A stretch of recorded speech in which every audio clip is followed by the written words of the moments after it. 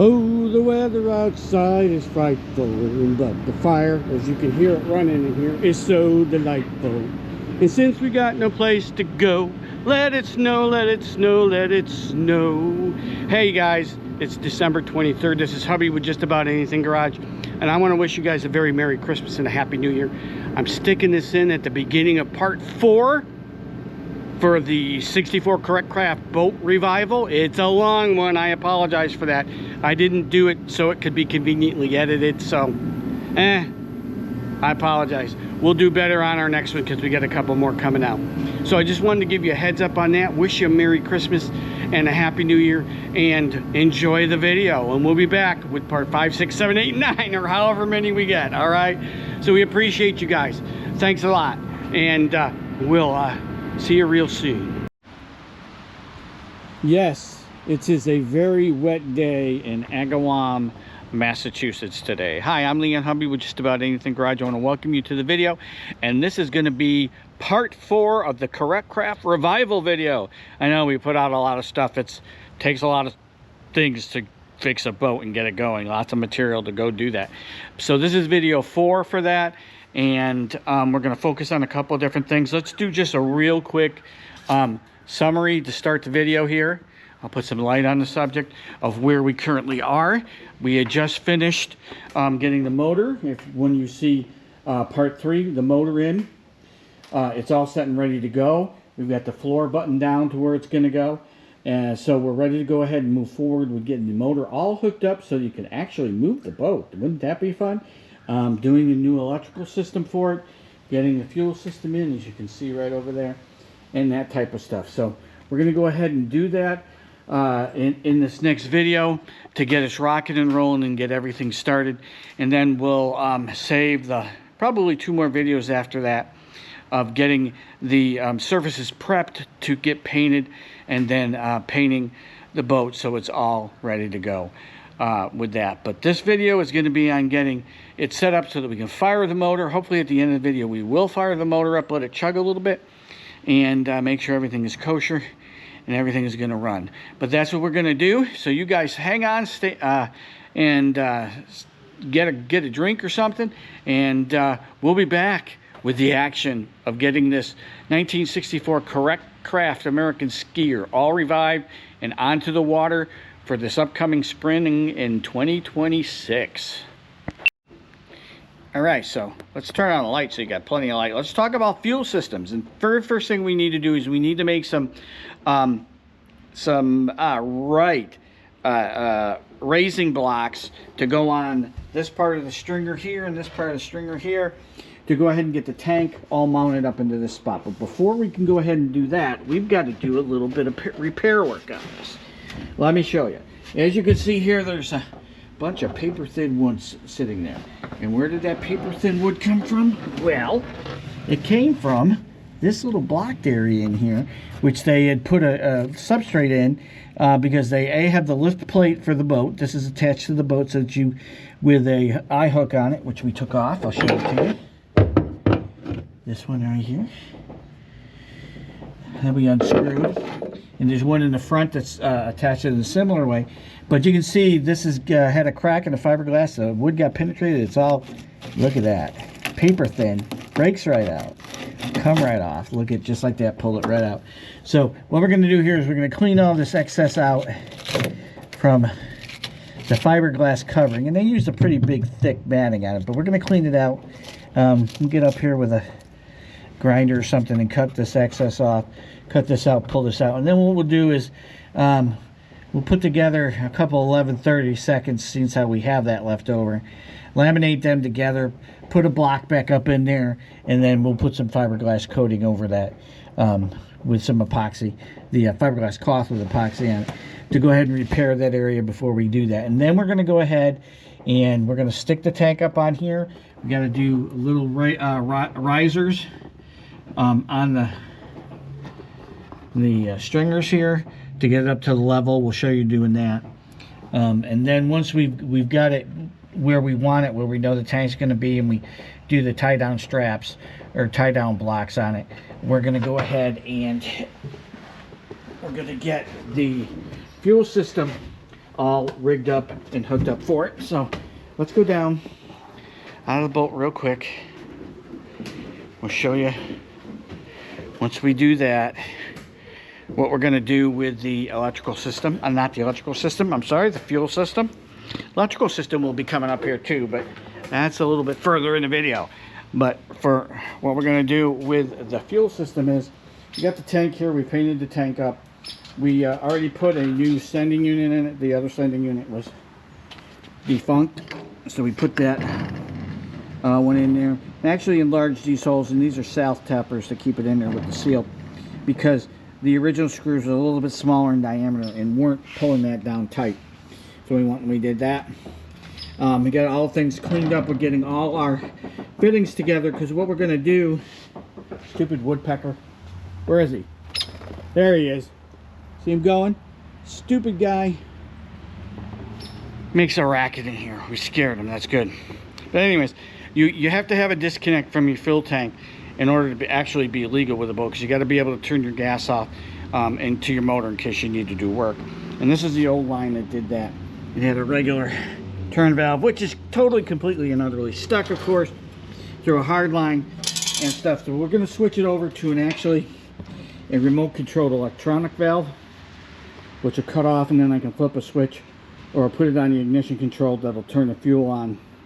For that, we're getting the adapters for that. This is a much bigger fuel line. We're going to run a 3/8 fuel line instead of, that looks like probably 5/16. It's bigger than a quarter. It's probably 5/16 line. We're gonna knock it up to a 3/8 line. We'll run the 3/8 line in here, up to the front, down the underneath and down the stringer. We'll mount a fuel filter right here in this part of the boat, so we have access to it, and then we'll go up into the fuel pump, which is right in there. You can see it behind the water pump, and then into the carburetor. When we mount the carburetor up, we get all the throttle linkage and choke linkages set up on that, which we'll be doing as well. But that's what our first gig is to go ahead and get that fixed, get that tank up in there, and then to get the fuel system run and into that, and then get the carburetor and everything hooked up, so we know that we can make this thing run if we want to make it run at that point, and then we'll go from there. All right, so let me go ahead and get set up to do that fiberglassing work, get the stuff cut out. We'll come back and we'll show you how we're going to put that together and then get it up in there and get everything done. So hang tight and we'll be right back. Okay, lovely view here. We've cleaned this up. We cut the edges. This is where that old piece was in, and I used my big old honkin' zip cutter for my DeWalt, and the drill with a wire wheel on it to go ahead and, it was pretty soft. I mean, the wood came right out, the edges cut right clean, and then we just used it to rough it up. And then the other thing I did here was on this, we trimmed up this edge here where the fiberglass was overlapping when they did it, so we can get in here. We're going to hit this with some penetrating fluid, some blaster, and we're going to soak it, and we're going to see if we can get it off. This is a 3/4 inch studded rod. The reason I want to get it off is I want to clear, or at least get it to lower, because what I'm going to do with the board is, this is basically 12 inches by 4 1/4. We're going to make it 12 by 4, just a little bit smaller on the sides. And the way they did this, when they originally did the cap, of course, it was done in a mold, and they sprayed in fiberglass, and then they put the extra blocking in and put down heavy weaving. As you can see here, it's pretty heavy, to go ahead and do this. It was done upside down, but we don't have to do that. We don't even have to fiberglass this in. What we'll do is we'll take the 11/32 piece that we make, and we'll go ahead and we'll use clear penetrating epoxy sealer. We'll do it twice.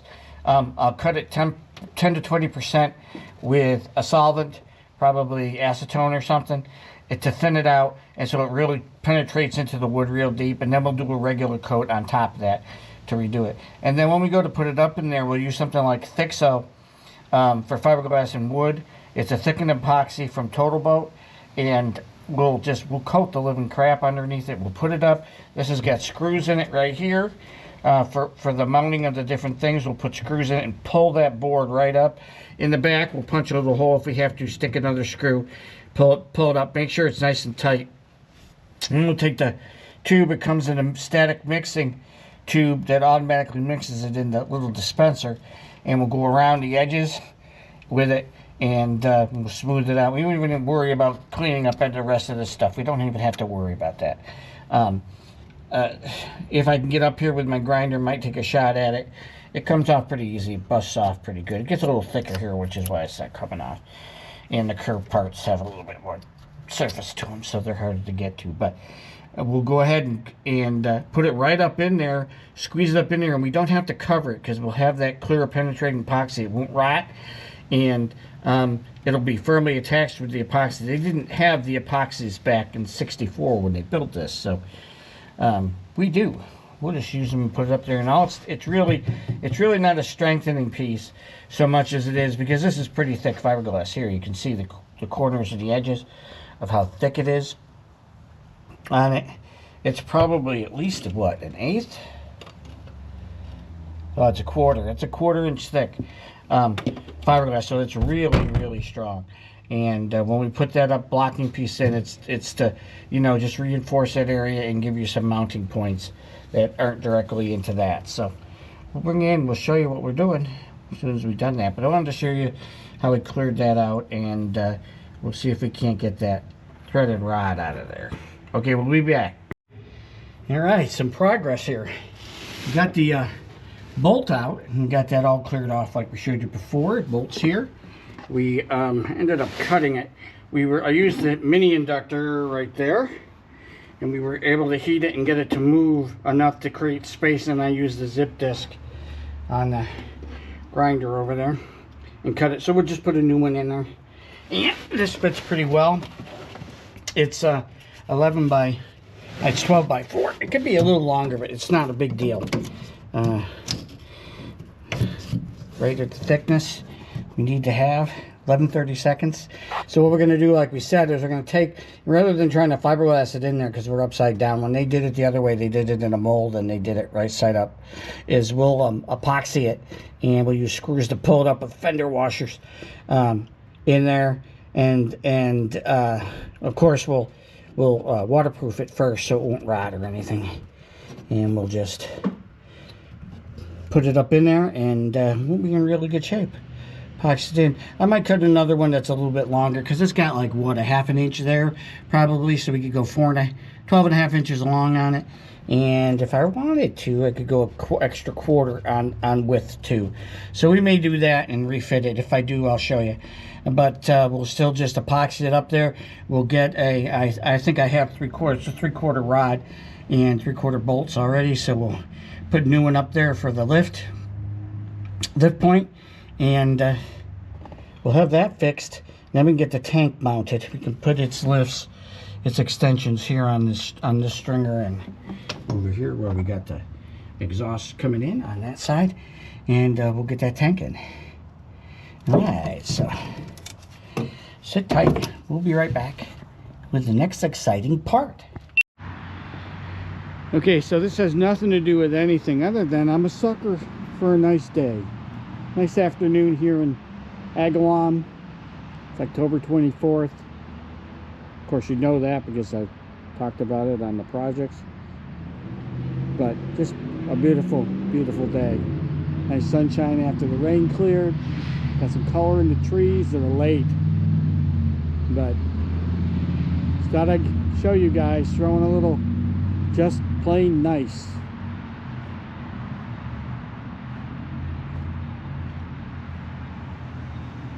Anyways, right in the middle. Hope you enjoy it. Okay, so we got the water system in. Here it is right here. What we did is the bulkhead fitting comes up through the bottom, right? And it used to have a T on it where they teed out both. And that T is there. It's just moved up a little bit. What we did, we inserted a ball valve in there. And so when the ball valve is pointing up, we're getting water in from the river, the lake, or wherever we're sitting. So an external source. So it comes up into the system. On this end right here, we've got a quick disconnect hose connection. So it's getting a dead end on that. And then we have the hose that comes up and around and up and connects into the water pump right in there. So when it's up like this, it's taking its water source from the river or the lake, and when you flip it down to the side like this, it cuts that off. So now you can feed it from the quick disconnect. So when you're on land, if you need to fire it up, you want to do tune up, you got to change oil or anything like that, all you got to do is plug a quick disconnect hose in there, and you can feed it from a hose, or you can feed it from a bucket that's there that fills from a hose if you don't want to put pressure on a water pump. This is different than the rubber impellers. I believe this has a cast aluminum or a cast steel impeller in it to pump water, so we won't blow the impeller out if we put a little bit of hose pressure. Now I'm not talking 60 psi in here, I'm talking 5 or 6 psi, because we'll regulate it down. We won't let it fill up that much. But the water system is in on it, right next to it. Now the next thing we're going to do here is, let's get up, come over here. Okay, now we got our nice board right here that fits really, really well. Let's take a look at the refit on that. Come down underneath it and get a look. And then what we'll do is we'll go set the epoxy up. We also sprayed a little white paint onto that metal bracket there, just so it doesn't rust at all. And this has all been waterproofed in here. Let me tilt you guys up a little bit. So what we're gonna do is we're gonna coat this backside right here with epoxy. I've got the epoxy. We'll go ahead and we'll show you that. And then this is just gonna come up in here like this with the epoxy on it. Put it up and just push it right up in there. It'll stick.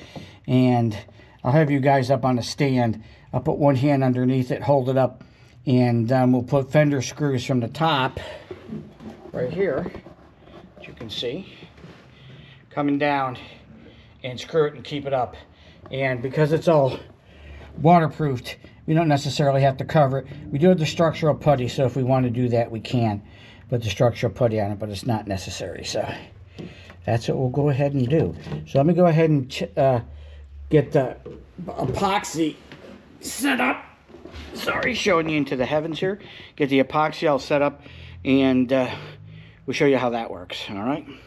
So hang on one second. We'll be right back with that part of the show. All right. So we went and we ordered from Total Bolt Thixo. Saw the tube. Well, you probably didn't see the tube before, but we got the Thixo. This is a thickened epoxy. It's a 2-part epoxy, and it's pre-mixed in tubes. And you use a static mixing tube like this to go ahead and mix it up. So here's what we do: is you just pull off the top here like that. It's got a little plug on it. Pull the plug, just like that. Now you can reseal it. So we're going to save all that with so we can reseal it and reuse it, because we're not going to use all this tube. We've got to go ahead and do the epoxy of the bilge pump mounting piece on it, but we're not ready to do that yet, so we'll save it for later. You put the static mixing tube on it, and it'll mix it while it's in there. And I'm using my Braun Power caulk gun. So let me point you down here a little bit so you can see it down here. What you want to do is you want to spray some out first, so it'll pre-mix in the tube, and then you can go ahead and go from there. So the way that we're going to do that is we'll just get this going.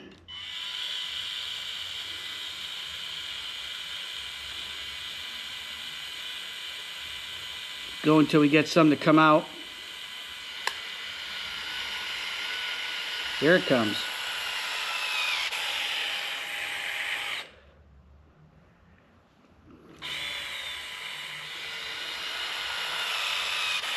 There we go. Okay, so now we know it. And I like this power gun because it backs off once you do it. But it's pushed through the tube a little bit. We've got a plop of it on there, and so we don't have to worry about it. So now what we're going to do is go ahead and I can get you guys set up on this enough. We're just going to coat the board. We're going to go back and forth.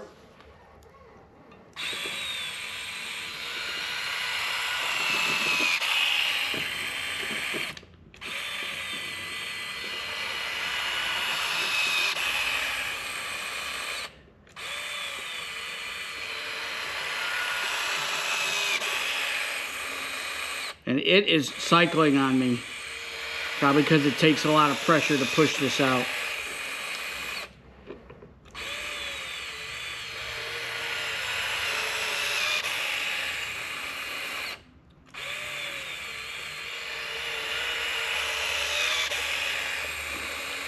And we're probably going to have way too much.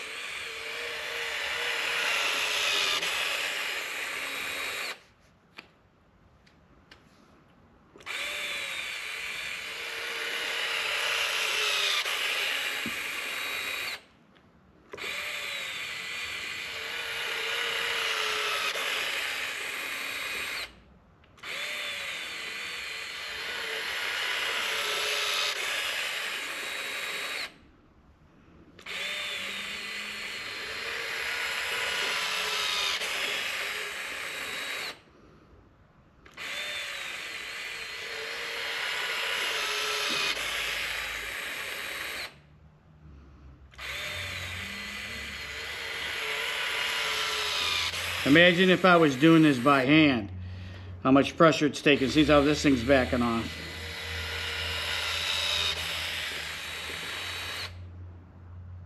We can slow it. I wonder if slowing it will help it. Let's try that. See if slowing it.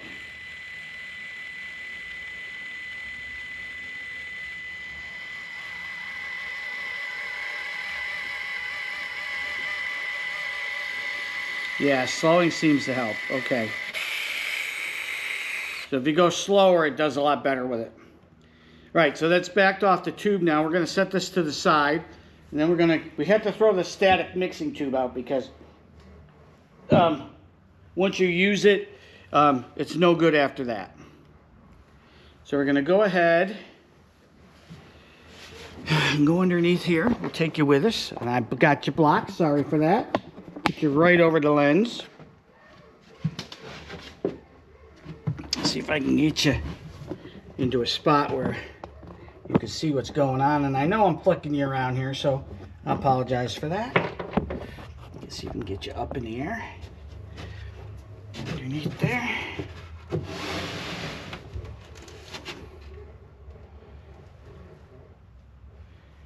This is going to be fun because once I get it up there, I want to kind of hold it up so it doesn't go anywhere. All right. Now we're going to grab this, and seeing how we're going to turn this around. Get this up like this, down here. This can rest there. This can come here like this. Slide that in. And press this right up and in to this spot. Okay, now let's see if it'll stay. It will, at least for me to get up enough to get screws set up and put in here. So let's bring you up top side.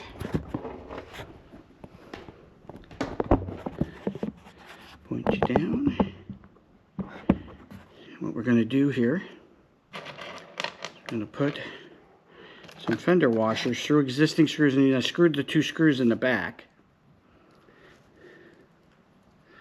And screw these up so it will stay where it's supposed to. I'm going to push on the back of it here. Oh, that's not going to be in the space. That should be though, right? Nope. Okay, drilled those two holes out. So we'll have to pop some new ones in there for the back. But in the meantime, we can, however, do this. And press up here. Ouch. Look at that. Got myself. Nice one. Blood everywhere.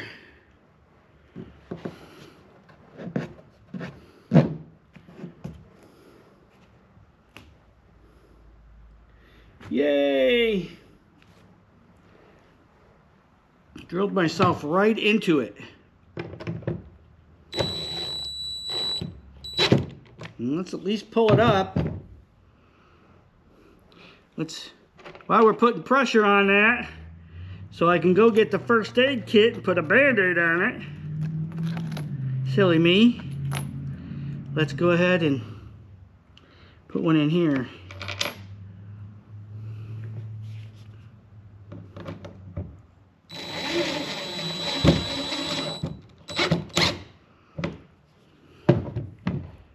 Yay! I wonder, because I don't have the drill with me.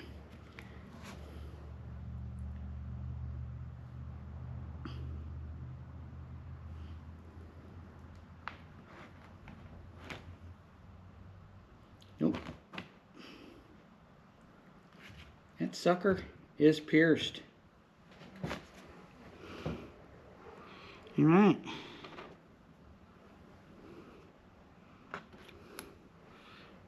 Let's take and put one right there. I think I can drill through that. We'll find out. If it stays on.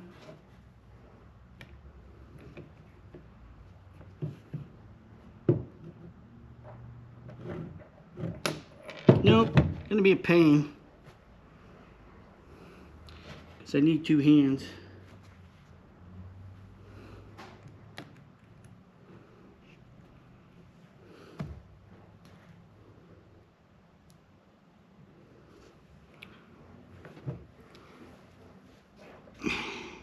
Stop bleeding a little bit. Suppose if I don't put any pressure on it.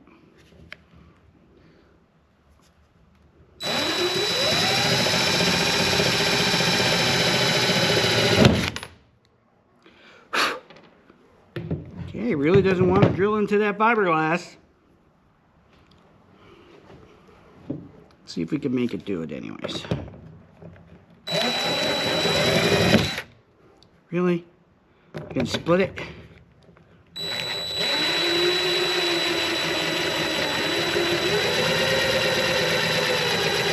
There we go. Got it to grab.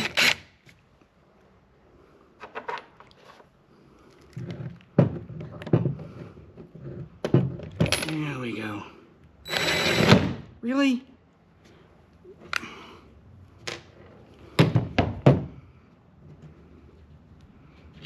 Get that out of there.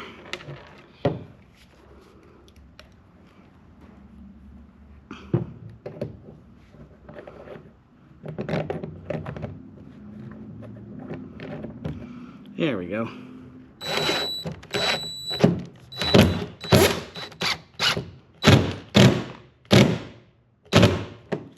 Pull that up tight. Right. All right, let's get some of this excess out because these holes are gonna get drilled anyways. Right, because once we get the thing up in there, we'll pop those holes back in it. Those will get around. But there we go. That is up in there, and that's a finger that got punctured by a screw. We're gonna go clean it up. But just pumped it up. This will pull it and hold it up there. Let's take a quick look underneath it. Make sure everything looks kosher there. Sorry for flopping you guys around a lot. I know you're catching random parts of the shop here. Oh yeah, that's looking good. We got stuff squirting out the sides too. A couple, 3 screws in it to hold it up there. Should be cool. and push. Yeah, that's up. It ain't going anywhere. There's no flex or anything. It'll be fine. Okay, we'll be back. Okay, so we're working the fuel system because we got the board up patched, right? We showed you that. I did a hole saw, cut the holes out. We got this back in with a fresh new bolt. This is the gas tank lead fill port, gooseneck, whatever you call it. And this is the light. This has got to be trimmed off because it comes down. I stole this portion from another bolt that I had because the other one was missing for this. So I got to cut it off a little bit or it'll run into the rear seat. And we got the tank up and in here and mocked up. As you can see, I have some 4x4s, which are 3.5 inches high, which works out to be the absolute perfect height for getting in here and doing this. Get in. See underneath. I don't know if you guys can see. Yeah, you can't really. I mean, you might be able to see from this side if I come up here and get the camera lens in there. You can see down there it's all in there. We got the sending unit. We got the new bolt you can see over there all attached, and we got the fuel port on that side, right? So what we'll do here is the 4x4s will be swapped out with 2x4s. We'll take them, we'll coat 2x4s so they don't rot. We'll use brackets to flush mount them to the stringers, and then this will just sit on top. We'll take some electrician strap, you know, the ones, the metal strap with all the holes. We'll put a couple holes in the mounting 2x4s.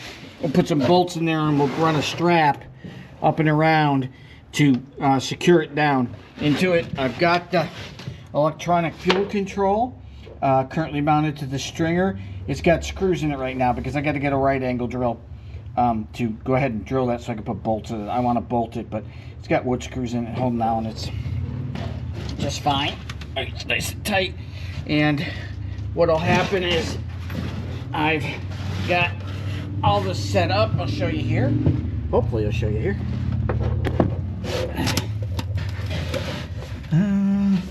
Up here like this, you can see the output sitting right there. The other one that's sitting there is the vent, and this is all just mocked up. We'll take it all apart and get everything run, but we're going to take a hard line to come over, down, and plug into the back of this here, and then we'll take our fuel line will come off into this, bring it right around, and we'll keep it tight. We're going to mount it right to the floor. We're going to put a fuel filter, metal fuel filter to come into the metal fuel filter. We'll use a clamp to clamp it to the floor. It'll come out here, and then it'll run down this part and up towards the engine. So we'll have electronic control, flip that on when everything starts up. You turn on the fuel flow, otherwise the fuel flow is off at the tank, and it's a really short run distance there. So we're going to run a big ground back to here, and then I'm going to get weather pack connectors. We're going to run the wires to weather pack. It'll be a 4 connector weather pack for the signals. All the grounds will loop into a ground and run a big wire back to the battery, which will be just in front of the motor. I'll show you that. Haven't gotten that built yet, but put that there and it'll connect directly to the ground. And then that way when I run the wires back to it, all I have to do is put them on a weather pack and just click them in. We'll do this for the motor too. We'll wire it up into a weather pack connection. I think this is 6 connectors here. So when the wires come off to here, they'll just come up and go click into there. It'll be a nice clean connection. And then we just wire the rest under there because it's basically lights and then the connections to the gauges is what you're going to see. Other than, you know, you got switches that control the blower, which we got the old blower. Is it over? It's sitting over there. Oh, okay. If you look right there, is a blower motor right on that piece of plywood. Works just fine. I'm going to clean it up. We're going to put that blower motor back in there. So the blower motor, you have your nav lights and you have your dash lights, and then of course your on-off switch start button.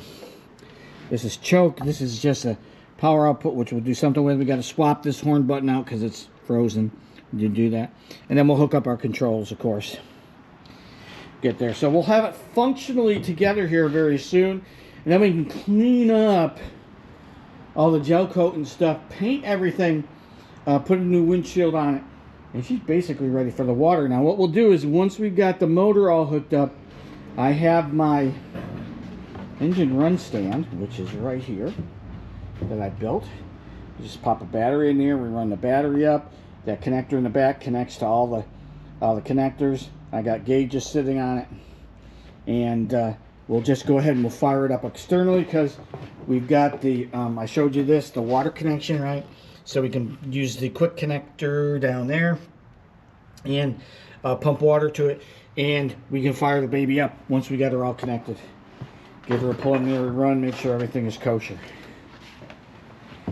Got the exhaust connected. I got to finish connecting all the stuff. It's just, again, it's just mocked up. We'll pull the screws out of the back portion of the floor and we'll wedge it up a little bit so we can get under there. And we got to clean everything because we got crap back there, but we're really close here. All right, wanted to give you a quick update. Next thing, we'll show you the actual stuff in place and it ready to go. So hang on tight and we'll be back. Okay, so we're getting ready to put the sacrificial piece in that we're going to have the bilge pump on. It's going to go right in where you can see it, right here in the middle of the bilge. And how the way that we're going to do that is, I just built this, so we're going to mount on the low side. We'll put the low side switch going this way. The pump will sit over in this area. Then the high side switch will sit here, and it'll sit in the middle, right where we got it.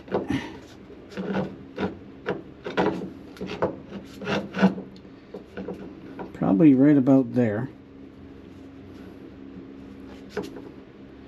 And what we're going to use is the same stuff that we used on these, right? The structural putty, and I'll show you when I do that. Right now we're going to clean the area up and grind it down and prep it a little bit. Grind the back of that, and we'll go ahead and grind the interior surface here, like I'll show you. Hopefully, without tipping you over too much.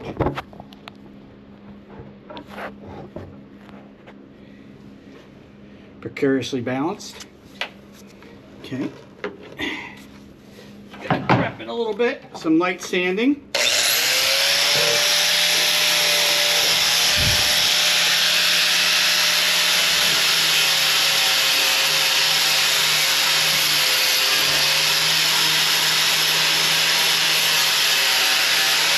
All we're doing is just trying to clean it up and rough it up.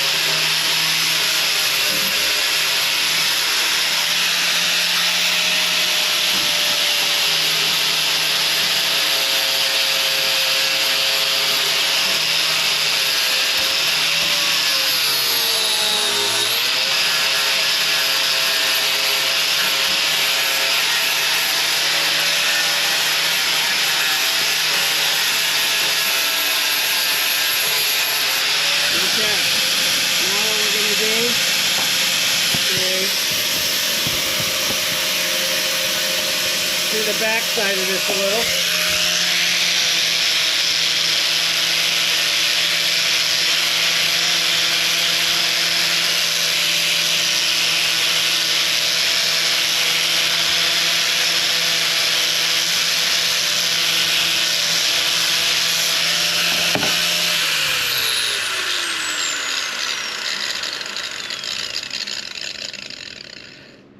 And then I'm going to have to take my light stand down because I need the acetone, and we're going to just clean it off to make sure that both of those areas are clean.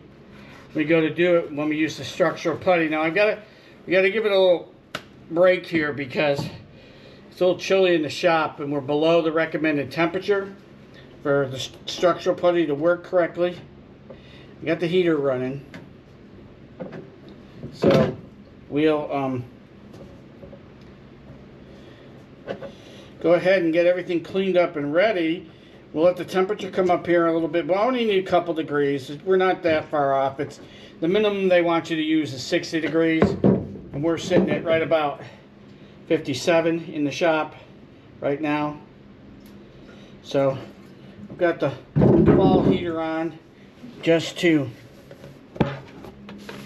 warm things up. Wipe this down, make sure it's good and clean from all that residue. And we'll do the same over here.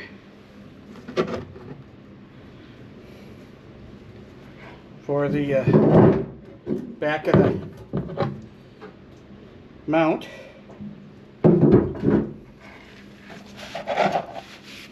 Now what we're trying to do is rough the surface up, get off the glare, make sure it's clean, give it a nice bonding surface. Voila, we'll blow that off once it dries.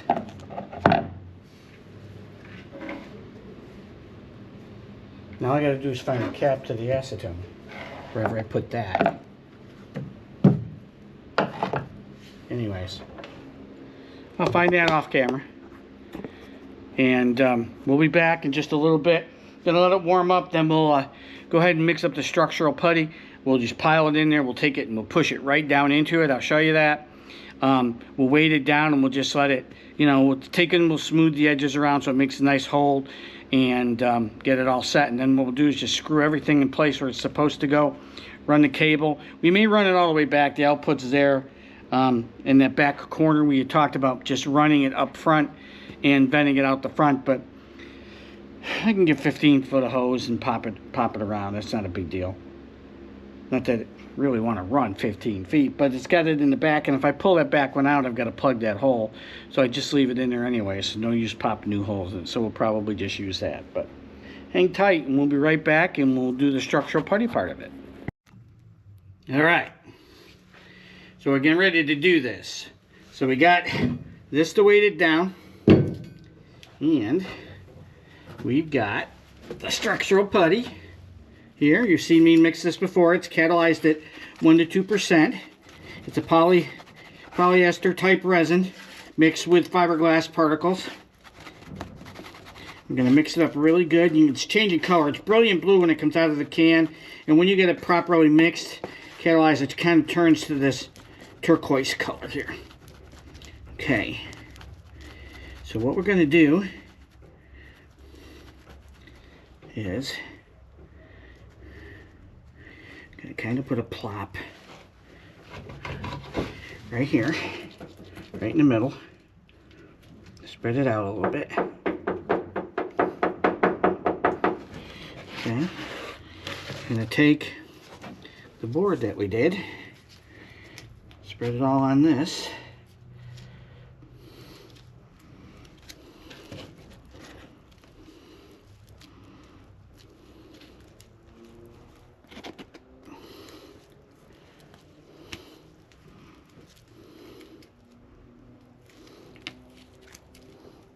Nice and thick.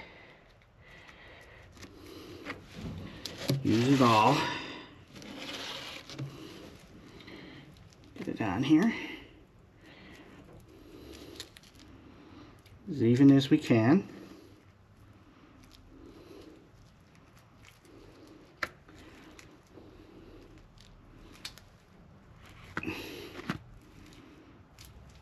Okay. Take it. Put it where we want it, press it right down. Nice and hard. Let it squeeze right out. I'm gonna weight it.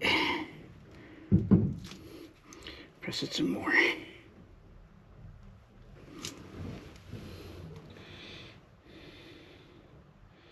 Voila! That's all there is to it. And we're gonna take the finger, run it along here, spread it kind of around it.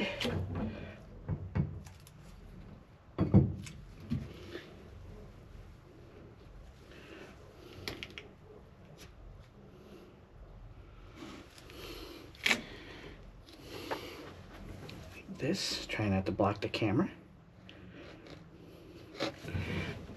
It's back this way.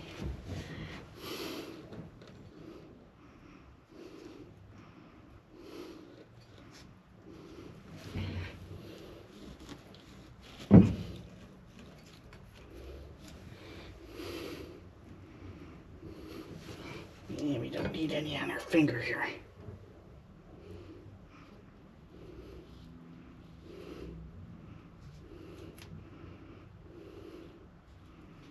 Right.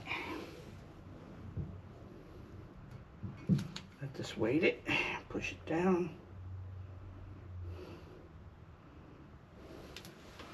Springs back up a little bit. Might try to weight that some more.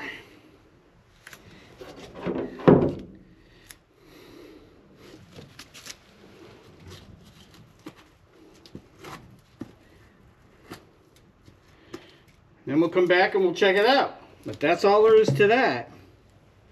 So hang on. We'll come back and we'll show you the results once it hardens up. It's about 64 in the shop now, so we're above the minimum temperature. It's been appropriately catalyzed, so it should harden pretty well. Dry up. So hang tight and we'll be back with it. All right, let's check out our handiwork here. Push this down a little bit and get this, oh, maybe get this off. Yeah, it was in there pretty tight, wasn't it? Yeah. Come on, get out from underneath there. Ah, there we go. So that's out. That was applying a little bit of pressure. Take off our added weight from, pull out this little one. Let's check out. Oh, look at that. That's like, oh yeah, that's on there. It ain't going anywhere. Beautiful. Okay, now all I got to do is mount up the pieces. Are they sitting in here? No, of course not. They're down on the bench. All right. So let me go grab them. We'll mock them up. Come right back and show you them sitting there and how we're going to do this. Okay, so we got the assembly in. See, it's sitting down there all screwed down. Everything's screwed down tight. And you notice that we have two floats, right? So you might ask the question, why do we have two floats? Well, we have two floats because this one here is what we call the low float, and this one's the high float. This is mounted on 11/32 above that. So it's designed so that sometimes you can get the seeking right where it'll bounce, the float will bounce and come on, off, on, off, on, off. This won't do that. And the reason it won't is the way that we'll wire it is the low float will wire through one set of the contacts on the relay that's going to be used to turn the motor on. We'll use a double pole, single throw. Okay, so one set of the contacts, this will be wired through one set of the contacts. And this will be wired, the bigger float, the high float, will be wired to turn on the relay, to close the relay. Okay, so what happens is water starts to rise, this one starts to come up, right? The float comes up and engages, and you have it run through the contact. So nothing's happening because the relay hasn't closed to turn the motor on yet. But then while this is up flooding, as the level rises, the high float kicks in, okay? When the high float kicks in, it closes the relay gets pulled down, it starts the bilge motor, and it closes the contacts across the low float. So basically what it does is then we route the other side of the contact to the positive side of the bilge pump, so you've effectively latched the bilge pump on while the relay's closed. And then what happens is as this decreases, when the high float goes down, it doesn't turn off the motor, it keeps pumping until the low float goes down and turns off because it breaks the contact and turns the motor off. That stops the bouncing, and you can set two discrete levels for it to turn on, two offs.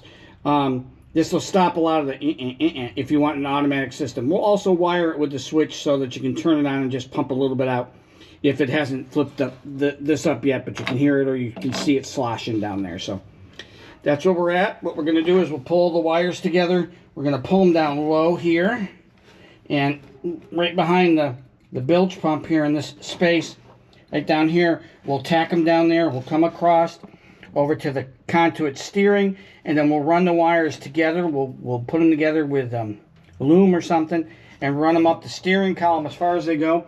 We'll go to the end and we'll put a six pin weather pack connector on the end with the pinout that we want. Then all we have to do is that when we put the relay up underneath here and wire it in for power and stuff, we'll just pull the opposite end of the connector and just plunk it together, and that'll be all set. And like I was saying earlier, we'll also do that for the motor, the connections on the motor, and connections in the back. So everything will be neat. Everything will be weather pack connected, and we'll use marine terminals, which seal, the heat shrink seals. So that's where we're at. This is all together. We'll go ahead and pull that. Where we're going to do the routing of the output pump for this is I was thinking of just taking and popping it through and then running it up to here. But I've already got from the old one back there in that back corner the output for that. So we'll probably just get like 15 foot of hose, pop a couple holes in the runners and push it all the way down and connect it to the back one. I know it's a long run, but might as well use that, because if I pull that out, I'm gonna have to patch the hole, or I can leave it in. But you know, I like things to be a little bit neat, so we'll just leave it in there and we'll use it.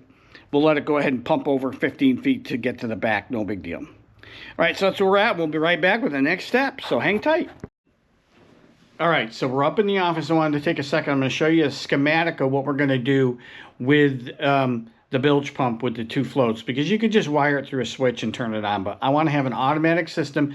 I want to make it so it doesn't bounce or cycle around when it's sitting in there, and the way you do that is with the two floats. So let me show you the schematic here.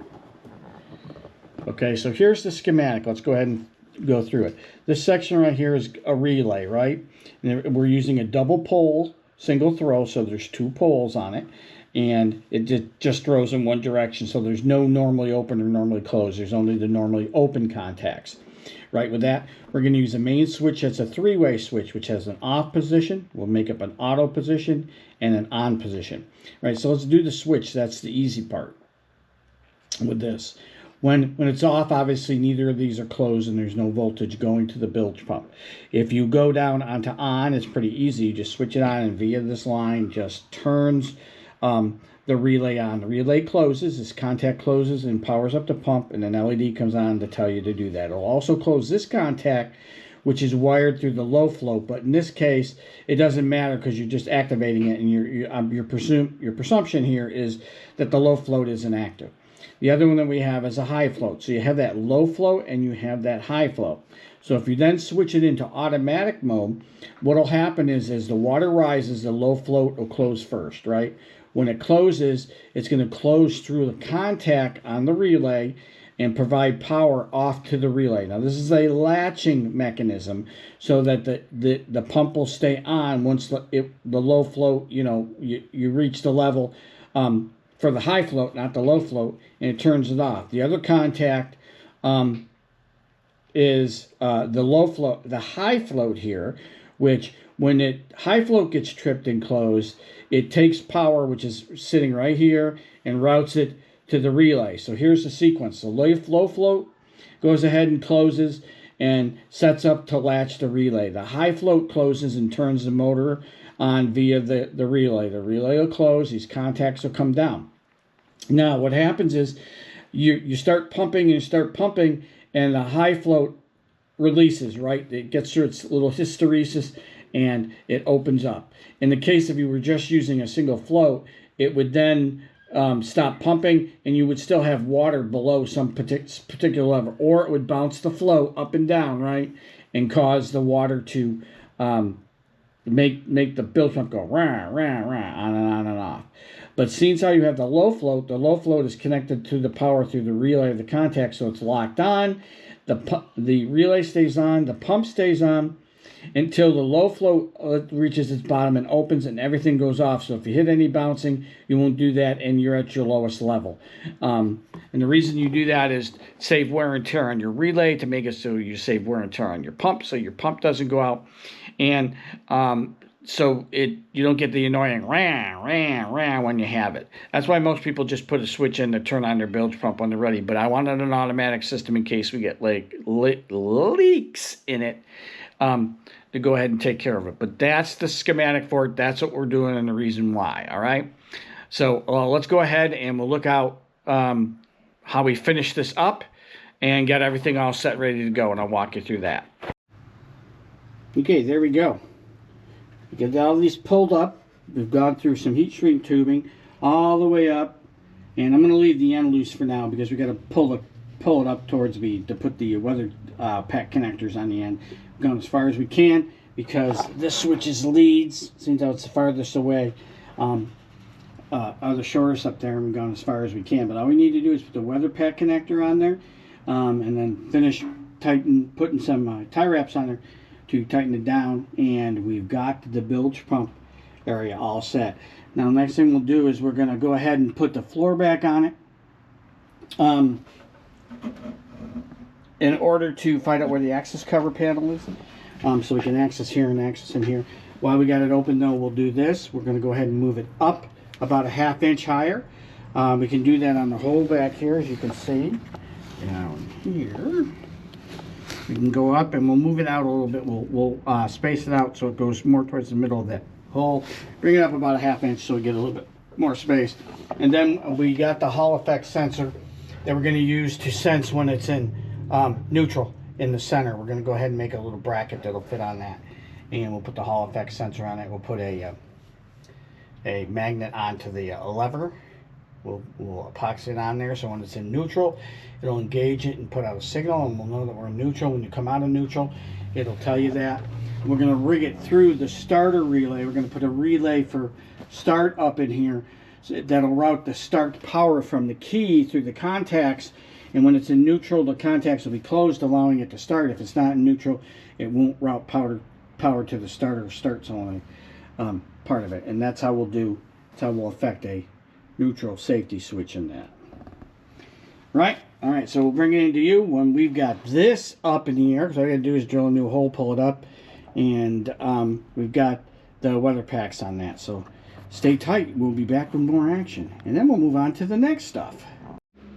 Oh, so we're back on the boat. Now, we got some progress done right here, but it's progress with maximum disarray. I know. I'm an extremely organized guy, right? You've seen that in videos, right? Believe that. I've got a bridge for you. Special deal. But we do have progress done, okay? We already showed you on the bilge pump. Take a look at it again. It's been put up there. All we got to do is put the weather pack connectors on that. We have got the weather packs. They came in. They're right there. We'll go ahead and we'll do that. Got maximum disarray going on. And, you know, just tools everywhere. And we got the gas tank out. The reason we got the gas tank out is because we got to get it wired up. A couple connections to that. And we got our blocks in, as you can see. Right there. We use construction lags. We drilled them and then we put them down in there. And those construction lags are holding it nice and tight. Ain't going anywhere. We pulled that off. Remember, we had screws in it and we wanted to drill it and put bolts through. You can see the bolts are through there.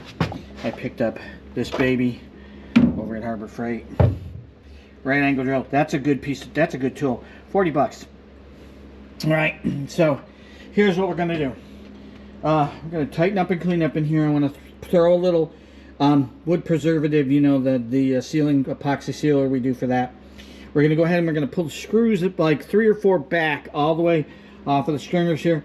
Take a wedge and we're going to wedge this up a little bit so I can get a little space to clear for the exhaust tube. I'm going to pull those off. We're going to put on new hose clamps.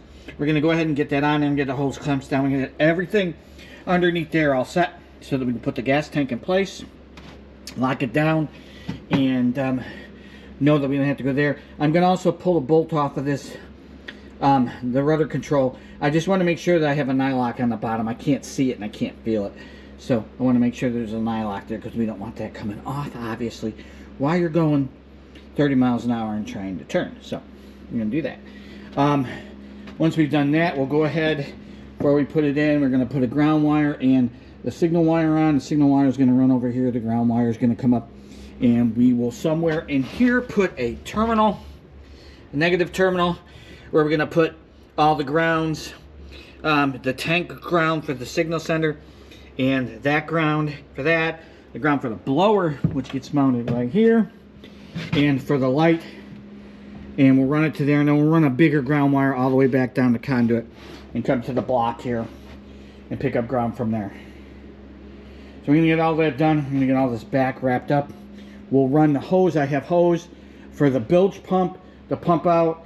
We're gonna get that set up today and get ready to run that. It's in the house. It's got to warm up. It gets really hard and cold, and it's chilly out here. It's like 54 degrees in the shop. We're getting cool, so we got the heat on, taking the chill off, trying to get it up. If you've been watching and you saw the latest behind the scenes, you know that the shop is in excessive disarray. I'll show you, walk around, give you a little indication on that here. Providing I can get out of the boat without killing myself. And the reason for that is we lost the Shelter Logic. It's where I store a lot of stuff. So, you know, I got the equipment that I care about, and some sheetrock and big old half sheets of plywood, full sheets of half-inch plywood in and around everything. So now we're trying to go ahead. We got to wait for the winds to calm down. We're pretty windy around here. And we'll get back outside. The Shelter Logic, the cover's shredded, if you didn't see that behind the scenes, which I showed you on that. So we're getting to the point here where winter will kick in earnest, but I've got no covering on that Shelter Logic. I should bring you guys up to date on that. As you can see, we got most everything out of it. So, getting a big heavy-duty tarp from Harbor Freight, like a 30 by 40. We'll put it 30 lengthwise, 40 on the top, so it drops 20 down the sides. We'll put that on, and we just want to get it through the winter. And then what we're going to do is we're going to do a more permanent structure there. We'll either get a, I don't know, a smallish garage and put it in there to store everything in the back, or we'll take and we'll put the, you know, the metal or the plastic roofing on the roof up there, and then plywood for the sides to make it a more permanent thing. But that's where we are. Boat's coming along. I will update you when we got things in place and show you what we're doing. And hopefully we should have this by spring, but hopefully by the end of this video we'll be firing up and letting it chug along for a little bit. So hang tight, and we'll be right back with the next exciting segment. Yes, that's right. You can hear the drone of the diesel heater heating the shop up, because it's pretty chilly in here. It was like 27 degrees last night up here in Agawam. The shop right now is at about, I don't know, 55, pretty chilly. So we had to do that. But what that also means is this nice clear vinyl pipe right here that I just routed all the way up and into the back so we can exit it is really hard to manipulate. Now, I got it through and I trimmed it off. What I have to do is take the heat gun and heat that up and get that on there. Which ought to be fun. It's going to take me 2 hands to do it. We'll see if we can't set you guys up someplace where maybe it won't fall over while we do this. Let's see.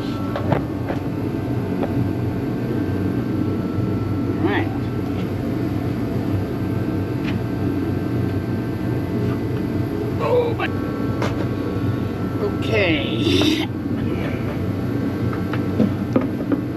What we gotta do is put this clamp on this and push it back so that we can be ready. It's the right size clamp, but that hose is distorted because it was cold. I had it inside. We got it so it would flatten this straighten out, so that's cool. So we'll just undo this clip all the way, come back, and put it together, maybe.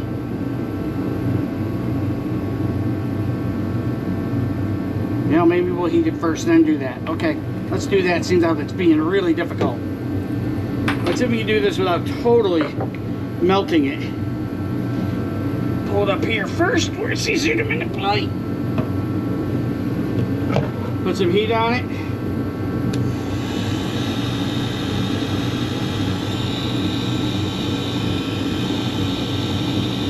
Push this into shape.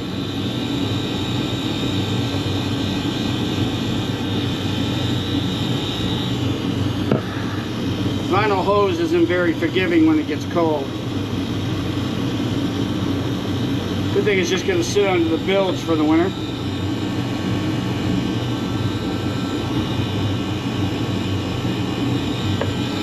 You might want to go ahead and throw the gloves back on.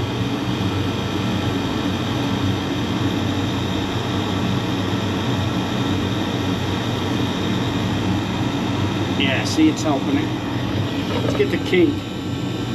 Even get the kink out.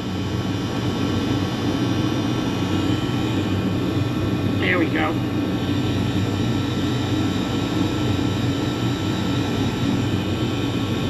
Yeah, see, that helps a lot.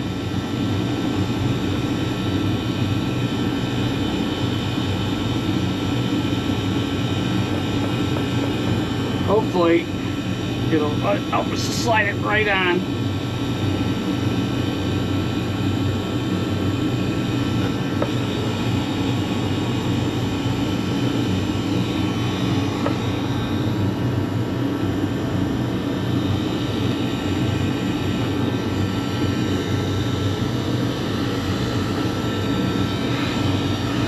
Slide up over here.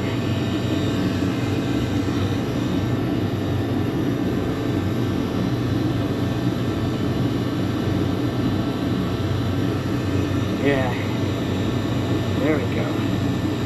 Nice and compliant. All right, let's see if we can sneak it down there and get it on before it gets too cold. See if it'll work its way out.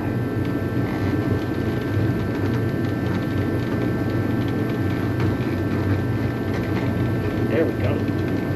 Come on, get in.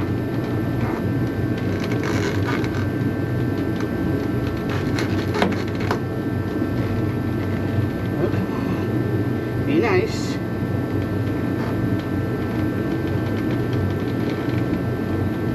It's got a 1-inch ID and this has got a 1-inch OD, so it's going to be a tight fit.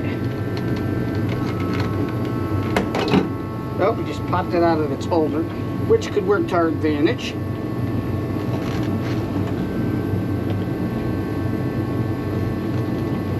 Maybe. So it's being difficult here.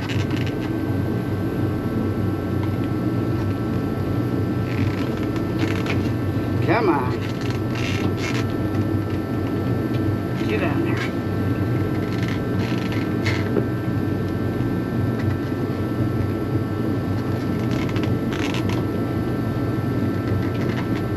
There we go. There we go. There we go. All right. Let's rotate this so it'll fit in correctly. Come on. Come on. Get in there.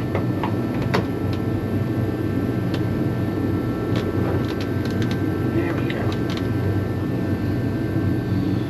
Whew. You see it? It's on there.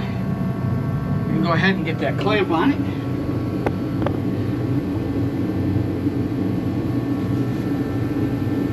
Make sure it's not gonna pop off.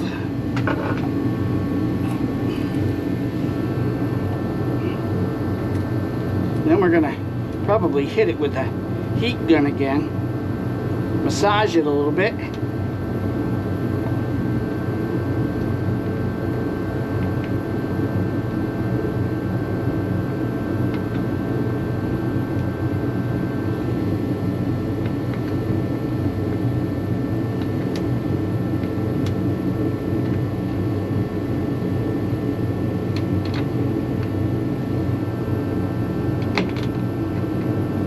Nice and tight.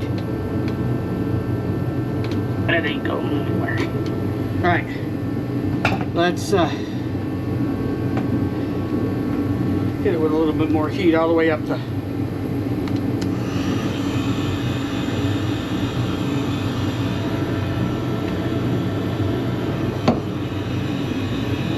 all the way up to the curve.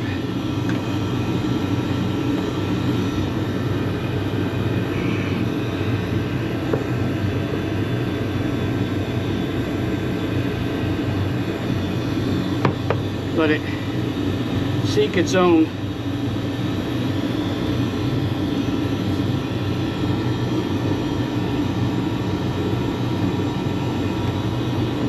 shape and level here.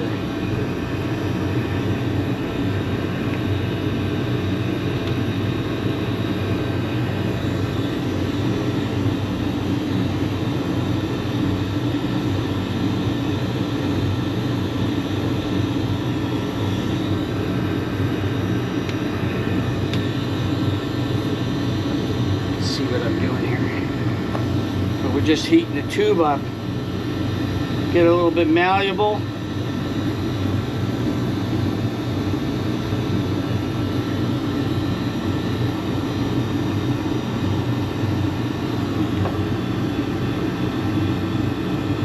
Hopefully the heat gun won't set the dust off.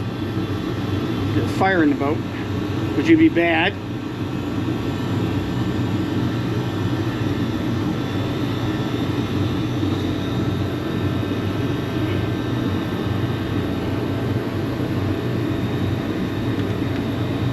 Okay, yeah.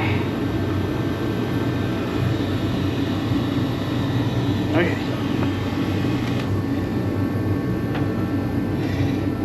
So, there we go. Just give it a little squeeze.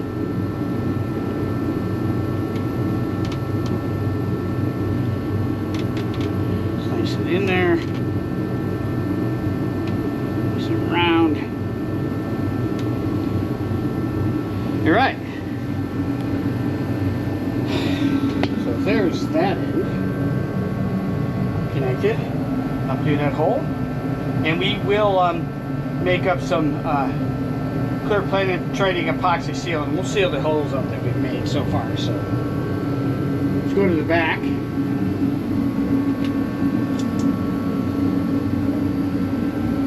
And do the little one, which should be easier. Find out. Snatch the heat gun if we need it.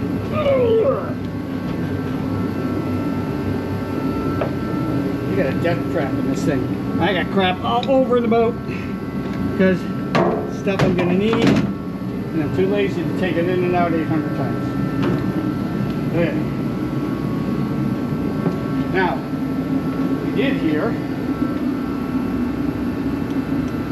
Down this end, so you need to shrink the size. I'll show you why.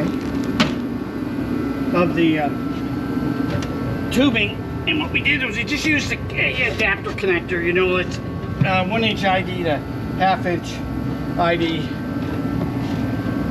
We did this. I've thrown this 1/2-inch rod in here. Hopefully I can get it out. Set you guys up.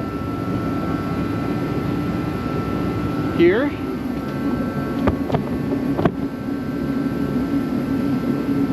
Point you down. See if we can't get this. Oh yeah, that comes right in. Okay.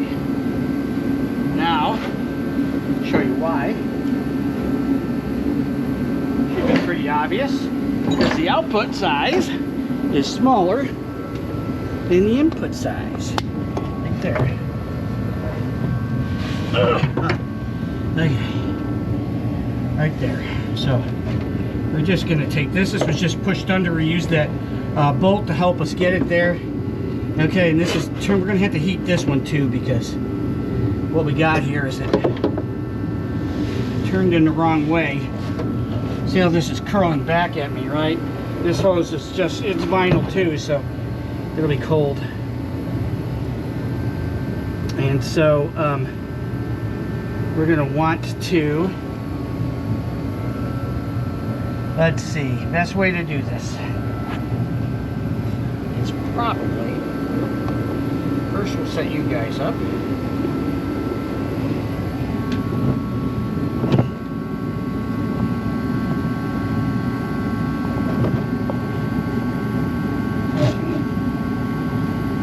Here.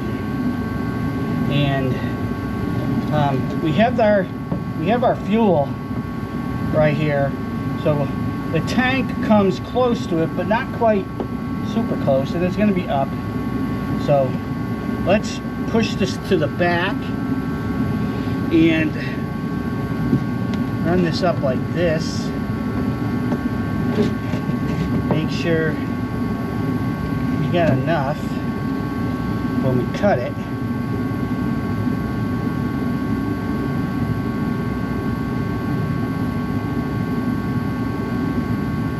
Probably right about here. Give us a little bit of room. Use our trusty PVC cutter.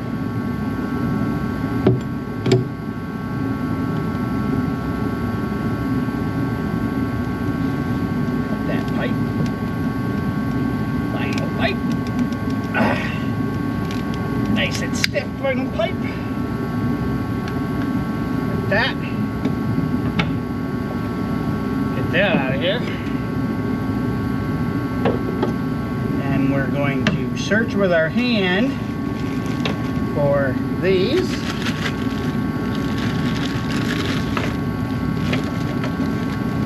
Get that sucker on there. Turn that like that.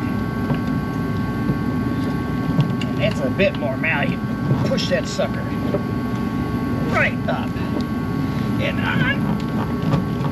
Like that.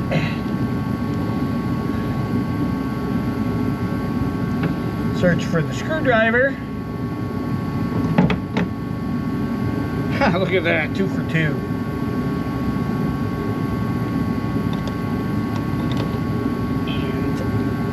And get positioned correctly.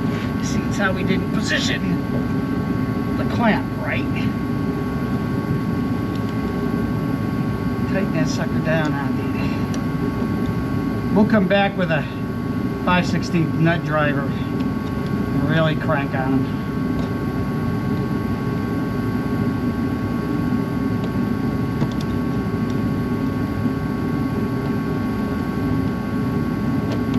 Make sure that they're tight. You don't want any leaks.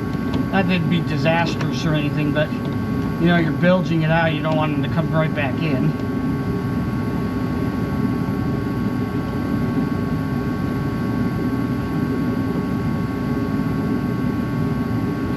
Back that off of just a hair. Move it right to the edge so you clamp the edge down. Yeah, that's better. Okay. Of course, it's worming its way around and changing my angle on me.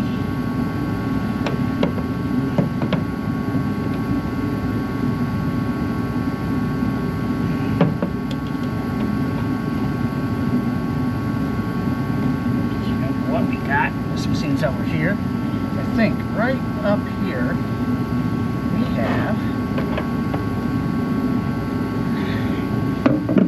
an SAE wrench set with a 5/16 in it.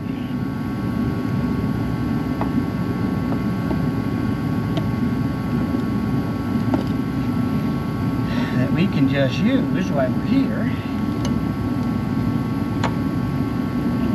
And give that a nice crank down. Yeah, so there we go. Nice and tight. There we go. Alright, so we've got, and the hose is flexible so I can move it around when I do the gas. Get it out of the way, because we got to run, the tank's going to come up on here. I showed you that earlier. We got it out now because of course we want to go ahead and waterproof this, although these are pressure treated, so it's not necessarily essential. The other thing we got done was, well, I got you here, is we got the exhaust pipe all ran. You can see it right here. It's up on there. It's double banded with new bands. Nice and tight. So that's all that's run. under here, and we checked. We do have a captivator nut on the bottom of this, so this is not going to loosen up on us. So that's good. We want that. That we had waterproofed, right? So, but we need to do these holes here because we drilled these holes. So we'll, when we do the front one, we'll do these before we put the tank permanently up in it. This came out really good. You see the epoxy sealing. This thing isn't going anywhere. It's all nice and hard. Glued right up in there. And then, of course, sorry, point you at the ceiling. We have tighten these up. These had a different style because that's what they had, but they're all doubled up. Tighten them up, and then down here, right there, we had to do those 2 and 2 on that. But we're all set. Everything is in.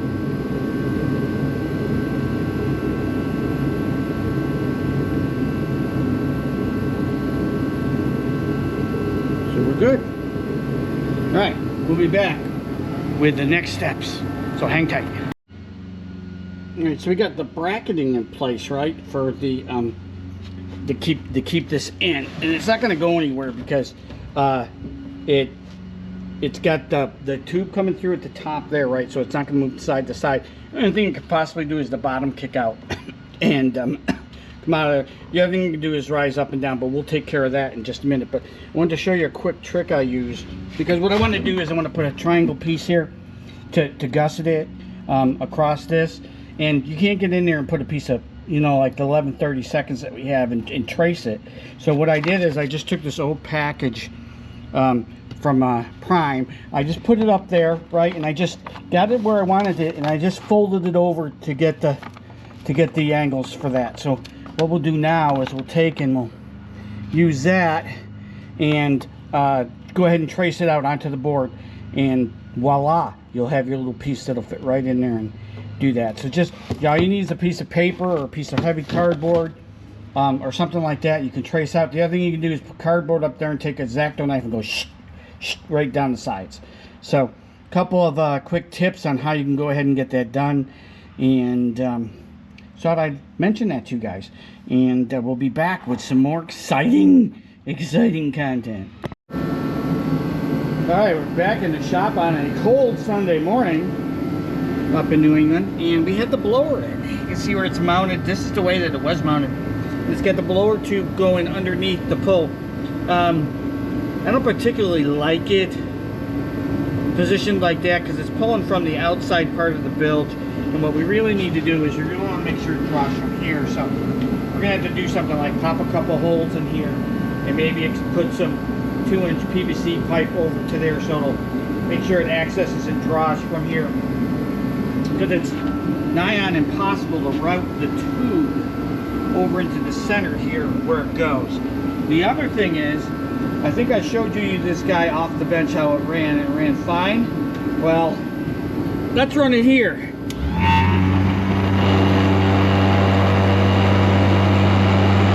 fine, but it's like real noisy. It is, after all, at least a 40-year-old fan, if not 60. And the way that they have it mounted directly to this makes an issue. Now I do have foam packing material that's pretty thick. I could make an insulator for it, but given the fact that it's 40 years old, I think what we're going to do is replace it with the modern inline one that's a lot quieter, and we're going to move it from this side, because it's crowded over here with all this stuff going on, over to this side where it's not quite so crowded, right over here. And we'll mount it like we did the bilge pump, you know, where we had the sacrificial wool. We'll use the structural putty to put it up there, and then we'll put it on rubber isolators so it doesn't jiggle, and just run it to this side. This one has been set up as an input, but we can turn it around to be an output. It's not a big deal, and put the input over on this side for fresh air coming in. So it's not a big deal. We can handle that. Let me show you. Get some of this stuff out of the way, and you can tell by the pattern here that this one was set for forced air in, down, and in through the bilge. and this one was set up the other way to pull it out. We'll just turn them around. It won't be a big deal. We'll cover, we'll fill with holes. We got epoxy, so we can fill the holes with that, or whatever we need to straighten it out. And we'll just switch it side to side and see if we can't quiet that down, because yeah, that's way too loud to be in a boat and be comfortable. So that's what we're gonna go with that, and we'll bring you exciting actions of how we do that when we get all the stuff.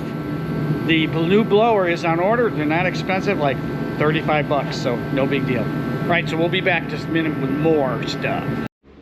All right, back to the craziness that is the boat revive. All right, so we got a mess again in here because we're doing many different things at once here. So let me run you through what we're doing a bit here.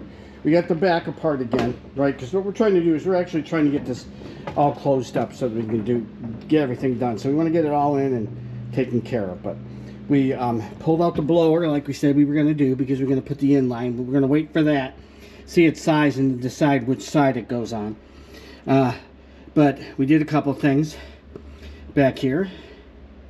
Let me start up by the front of the motor. We'll come back and I'll show you, which is the craziness that's ensuing here. But what we're doing is we're starting to put the wiring in, and we've run the main power lines. You can see them, there's stuff down there. You're going to go on to here. This is a charge line from the one wire alternator. That's supposed to be at least a number, what, a number 6. That's a number 4 line. I had 4, so we just used that. We've gone and we've run a block of ground here, the big fat one, and then the smaller one. The smaller one comes down here, goes around, comes out right here. You can see it right there, heading into the conduit. We pop the hole in the conduit and going back, and then we have another one right here that goes forward, and those are the ground lines for the one that goes up to the dash, and you can see it hooked right there, all the way up there. And then back here, one runs through the conduit, comes through here, and we punched a hole in the stringer over, and we're onto this bracket bolt. We're going to use that as our common bolt. We've got our control for our fuel. Let's try that. All wired in there, and that's where all the grounds on here will be contacted to be carried back. So we're going to need one for the tank. We're going to put that in real short, and then one for the light, and then one for the blower, which I think, like we talked about, we're going to move over here and rig that up. And then we'll do a positive line. We'll extend this one. We'll extend control for the fuel relay over there, the solenoid, and then we'll run signal. We'll pull it in and put our connector on there. So then all we have to do is run the remainder of the wire up for the harness to connect onto that and bring the signals back up to the dash for the switches to control and all that, and then just run our lines for this. We're going to need power to the ignition coil, so we'll run that. We're going to come off of here on this side for tack, so there's 2. Oil pressure down here, there's 3. Water, there's temperature, there's 4. And then to the S-start terminal 5 to start. We'll run that up down to here, and we'll have a connector hanging there, and then we'll run the wires out that hole on the conduit and plug into there, and then back up and under to the control. And then we'll get up under there, strip that clean, and wire that with all the stuff. We got a bunch of parts that came in for it. Relays, of course, we have the fuse block there. We've got the connector set here. I've got this from Summit, which is a fuel filter holder, which we're going to put in the back here when we do finish up the fuel system. Probably, somewhere in here, we'll put it like this, skirt to the floor, and then the line will come out, go through the fuel filter, come in and go under, and then up here to the fuel pump. Right, so things are coming together. We're trying to, the whole point here is what we're trying to do is to get that back all set so that we can put the tank up in there, get it all settled in. We know that that's all set. All I have to do is run the wires and connect, click, and it's ready to go. Same here, connect, click, you're ready to go. Bilge pump, and then up under there we'll get all the wiring done. We'll have all the main systems in, and then it's on the cosmetic stuff. Just to wrap it up, we'll have to do the blower, of course. We're going to move that If we do move it over here, like I said, we'll have to turn the blower around. This one was the inlet, so it was mounted in this direction originally, and over here it was mounted in the other direction, so we'll have to turn this like this, fill the appropriate holes, and then, you know, we can do anything cosmetically. We'll fill the holes and cover it, let this be the output, and then let that be the input, so not a big deal. Fill up all these holes, we'll put some tape underneath it, we'll pump it with epoxy, flatten it all out, and then re-drill for what we need to have to tie everything down. All right, that's where we're at. We're gonna move on. We're gonna get some more exciting things, so hang tight. Okay, so here's what we did. We took a regular piece of Romex, we pushed it all the way through. It's like, I don't know, 12-2 or something like that. And then we made our bundle up of wires that need to go to the back. We just used electrical tape to make a bundle and keep it tight. We got most of it here. Might have to do a little bit more as we pull it through. And then what we did is we basically built a duct tape rope. It goes onto this. We're going to go ahead and flatten this out so it doesn't get caught on the edge. Make sure that this stays straight, and we'll start to pull it through and see how we do. Alright, so let's go up to the other end. This would be easier with 2 people, but I don't have 2 people, so there'll be a lot of back and forth here as we try to get this to go. Pull that all the way through, and then all we got is one short bundle that goes from up here at where we cut the access point back up into here. So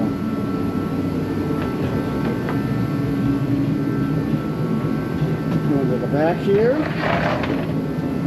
step out of the way, catch you guys up. Like this. See if we can't pull that through.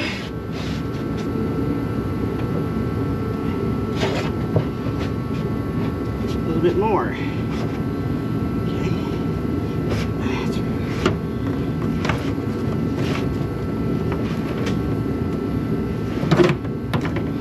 So far so good. It's pulling through. Okay, a little resistance there. Let's go see if it's bunching up at the end. Take you with me.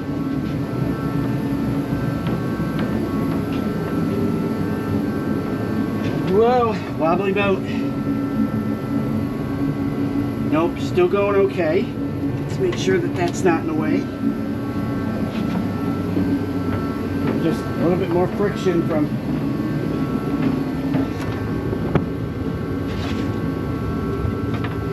that hitting. Tilt you up a bit here. And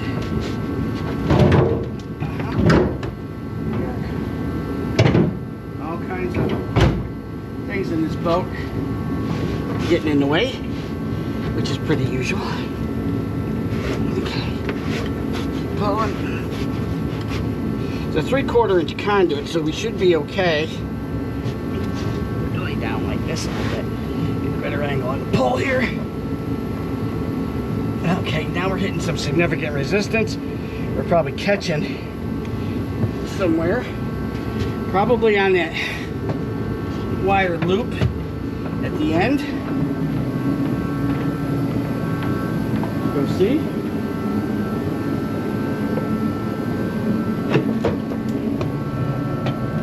Looping a little bit here.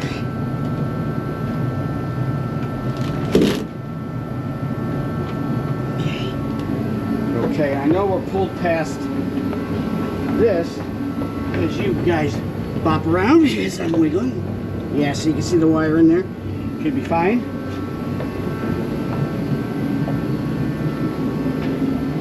Let's keep going.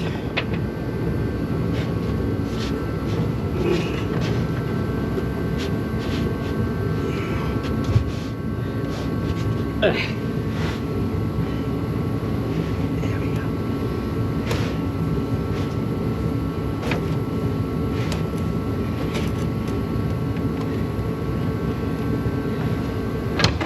Pull on our snake. Get this out of the way. Over the top of us. There we go.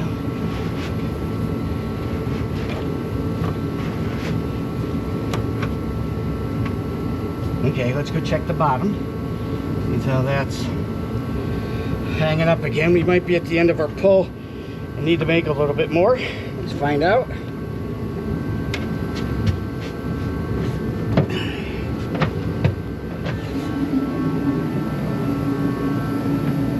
Oh yeah. Oh, it twisted. Straighten it out. Straighten this out so we don't get twist.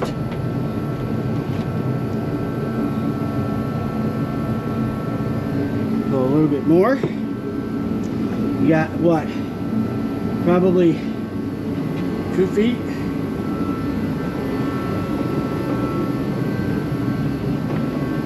We continue to pull before we have to stop and make up more or fall off the boat because we got it wiggling like crazy.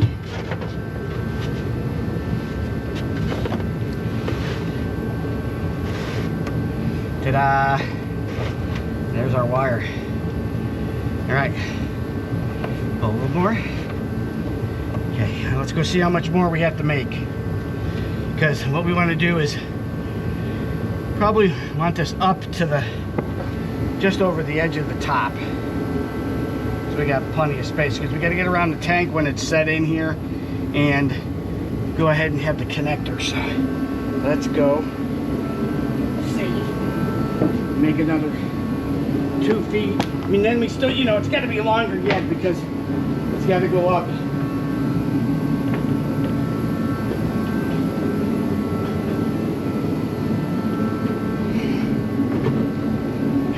You can see it right here. Oh. Yeah, see, we still got, oh, we got plenty. Okay, so what I'm going to do is, got to reach up there. Let's go ahead and quick pull together. See something other than my knee. A few more of those.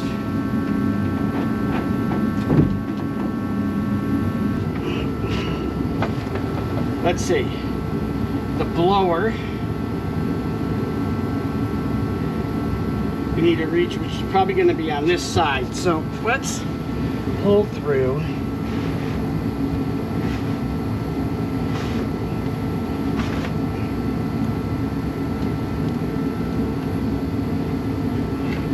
More. Okay.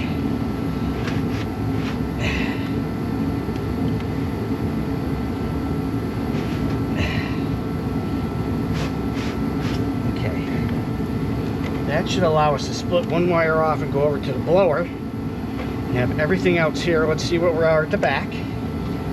If we have to lengthen the back a little bit, we'll do that because we got to go up underneath the dash with it. And I'm showing you guys all kinds of interesting perspectives as I walk with the camera.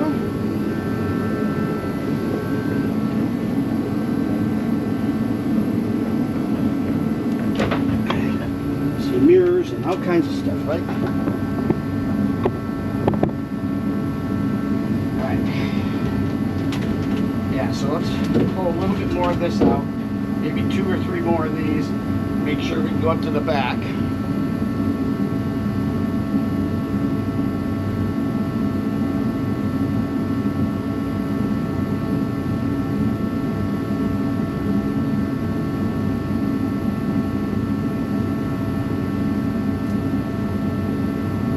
Maybe if we stop curling the tape. Get up there. Make sure everything stays tight.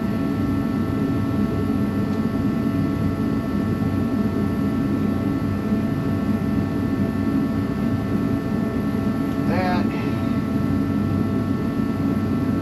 Good, awesome. Get a stretched edge.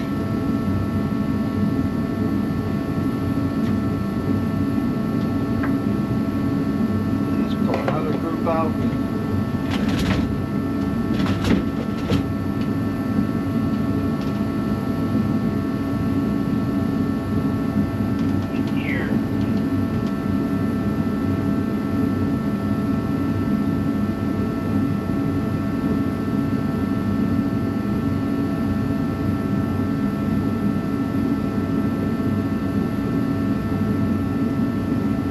tape to cooperate.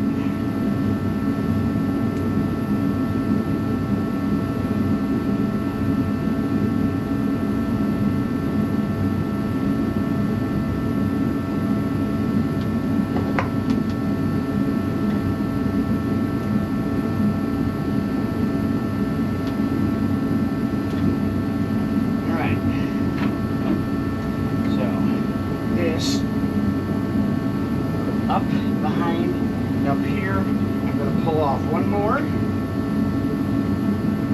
Tape it. Cut it.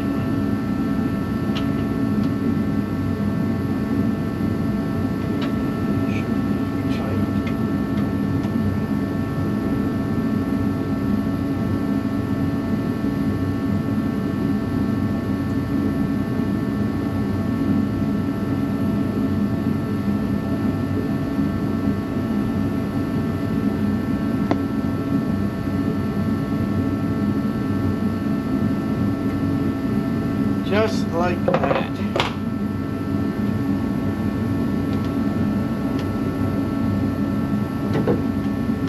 Right, so we come up behind this board. Let's make sure we got plenty. If I cut it there, let's go one more section. We'll cut it and tape it. How's that?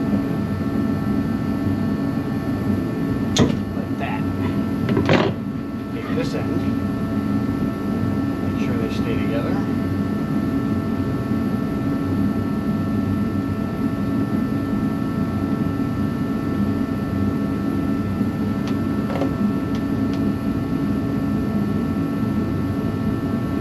I know you're staring at my knee, right? Not seeing anything. Just me jabbering, but here we go, you know.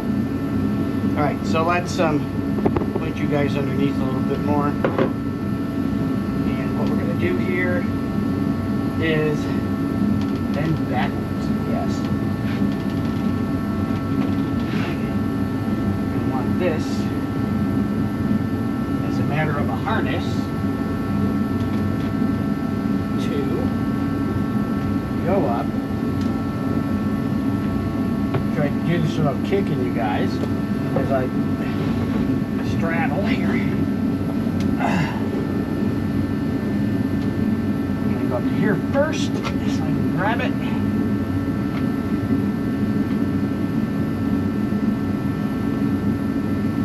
I don't want it coming through here because you'll be able to see it. I mean, it's bad enough to see the steering cable. So we're gonna reach over and pull it this way. Yes, we got plenty.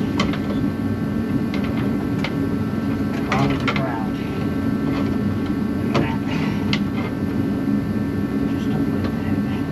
You know, we'll attach it here to that steering cable. Show a little tape on that. What do you think? We'll secure it and stop it from being yanked.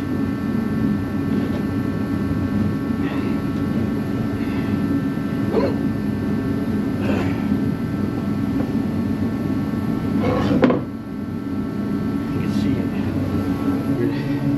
Got it pulled up there.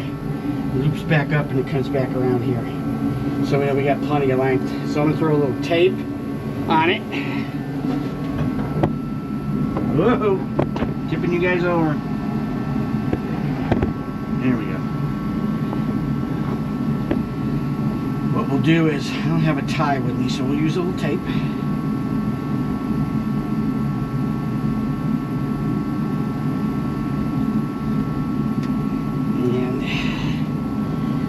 Negative ground coming up through there too, so we'll just throw a little tape right here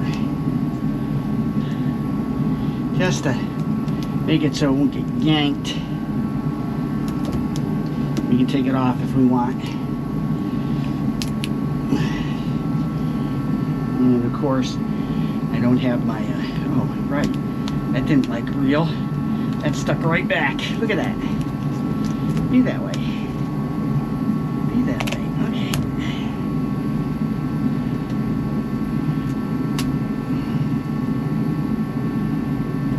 Non-cooperative. Let's try that again. Stick it to there. Make sure it stays. I'm gonna put my arm right in the camera. Right.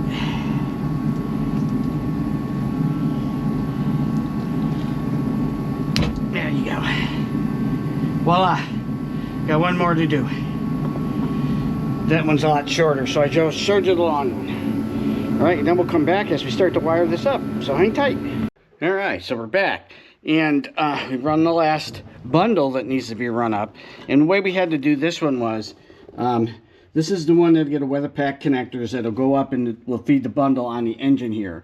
So it'll bring up tack, ignition, starter, oil, water. That's right, that's it. Oil, water, yes, that's it for the signal type stuff. So that's what these wires will go ahead and supply for that. And the way that I did it wasn't going to fit into the conduit. Conduit was pretty tight as it was, so I had loom. I put 3/8 loom on it. We ran it through the hole. Loom comes through here, and then we terminate and bring wires all the way up and around. So they're all up there too. So we can get rid of this bundle pretty soon. That's the old wire bundle, and get ready to wire up that. The one that we do still need to run is primary voltage up to the dash. That'll then come back down and hit some of those, and that needs to be a number, at least a number 6, probably a number 4 wire. This is 4. No, 6 will do it. This is a 4, a 6, and maybe even an 8. They have theirs. Let's take a look right here. This is this big red one right there. Pull that out of the pack here. That's probably an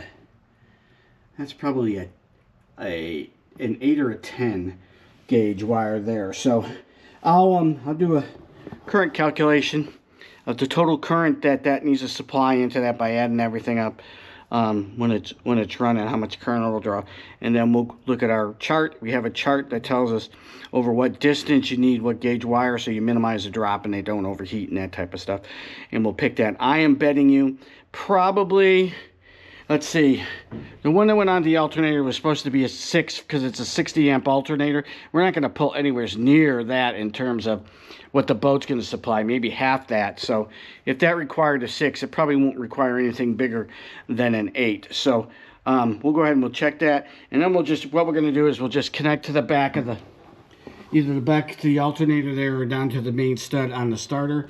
We'll run a single wire through. I might be able to fit that one through. That one might be able to fit through a single at number 8 wire. Then run it up, and it'll be the main feed to match the main ground. Now the ground wires that we ran were 8, so that implies that that's the maximum current we need. So it'll probably be a number 8. That looks like a number 8 to me. Main feed wire up onto this. So we just solved it ourselves. Number 8. But the primary wire is run. We got to run all the way to the back. We left it long in the back. We'll probably use some of that to connect over, because remember, we're going to weather pack back there too, so you can just, if you get a problem, you just can disconnect it. Or weather pack here. You can do a weather pack on the bilge pump, and we'll run the bilge pump connection wires. Those have to be run up too, but that's not a big deal. Make a little harness for that when we go and we do the weather packs on them, and run the main power wire. And then we got all the primary wires run, and then we just need to hook them up to the switches and the gauges and stuff, and then hook them together, and it'll come together quick. Now what we're going to do is we're going to focus on this back, and we're just waiting on the inline air blower so that we can mount that, get that all set. Then we'll get the tank permanently mounted, we get the wires all run out to the weather pack for that, and then we can be done with the aft part of it in terms of wiring and fuel. Well, we still have to do the fuel system. We're going to need to run a fuel system down and connect it up onto the boat, but that's not a big deal. I already have all that stuff. We're just waiting to do that till we get the tank in. All right, so that's where we're at. I'm going to stop and clean up and get reorganized and focused here, and we'll have a lot of this wrapped up this winter. So that all we need to do is the cosmetic stuff. It's going to need a new windshield. We'll be looking for that, and then get everything off, cleaned up. It's got little spots where there's epoxies on it, sanded down, repainted, that type of stuff. So hang tight, we're getting close. All All right, so let's go over what we just did here. First, we cleaned up the boat, as you can see. Yeah, we cleaned it up so that we can move in it. What we just finished was the wiring of the engine. We've got the engine harness all done and wired up. So let's go over that real quick. And what we have here is, you can see the wires that we put. This is the ignition wire. This is the tack wire coming off the coil. We have the oil pressure wire. We have the start wire here, right there. Comes around. Then we have the water temperature sensor wire here. Now we bundled it all nice where we ran the big ones, right? Because we ran the big power one to the connection here, and then we got the connection up to the alternator, so it'll feed that. And then we have the power coming off the alternator. This feeds the front of right here. This feeds the front. It's a number 8 wire. It runs around down. It actually goes through the conduit down here, along with the grounds, and back up. And you might be asking, well, you ran smaller grounds. Why'd you run an 8 for power and then you only use 10s for the grounds? Well, remember the grounds are split, right? We have one ground that comes back to the block and right to the battery, because it'll be sitting right here, that runs backwards. That covers, probably not quite half, but 40% of the current requirements. And then we got another one that goes forward, that's connected to the block, which takes care of all this in the separate circuits that are going to be fed out. So we split the grounds off, and then we used a large number 8 to bring that up. And we'll go ahead and we'll look at the charts that I have. It says current for gauges, and make sure that we're good, but I'm pretty sure that we're good. We've run our bundles, right? There's 2 bundles here. One that's got gray tape on the end is the bundle that goes to the back, and this one right here without the gray tape is the bundle that goes to the engine, which should be picked up from here. So what we're going to do left here is we're going to put a weather connect, weather pack connect on this side, and then we'll wire our weather pack connections into these, and I'll show you how that gets done. You notice that I've stripped the very ends because we checked continuity all the way to the back, and everything's kosher here. We got that in. We'll put a weather pack connector on that.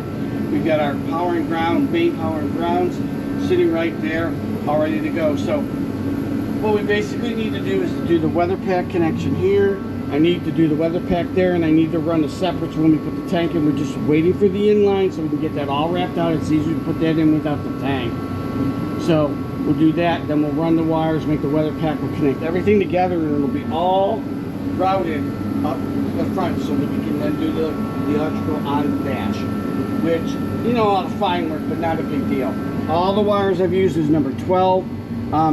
Certainly doesn't call for that. You could have used, oh man, 14, 16 on it if you wanted to. There's not huge currents, but we're going to just make sure that we don't have any issues. All right, so that's where we are right now. We'll come back at you when we do the weather pack. Actually, we'll come back at you. We'll look at the schematic that we drew, what we're going to finish up with, and we'll talk about, like, we did a color chart here. This is the color chart for the 2 bundles. The top part is the colors for the back, and the bottom part is the colors for this. So we'll have all color coded.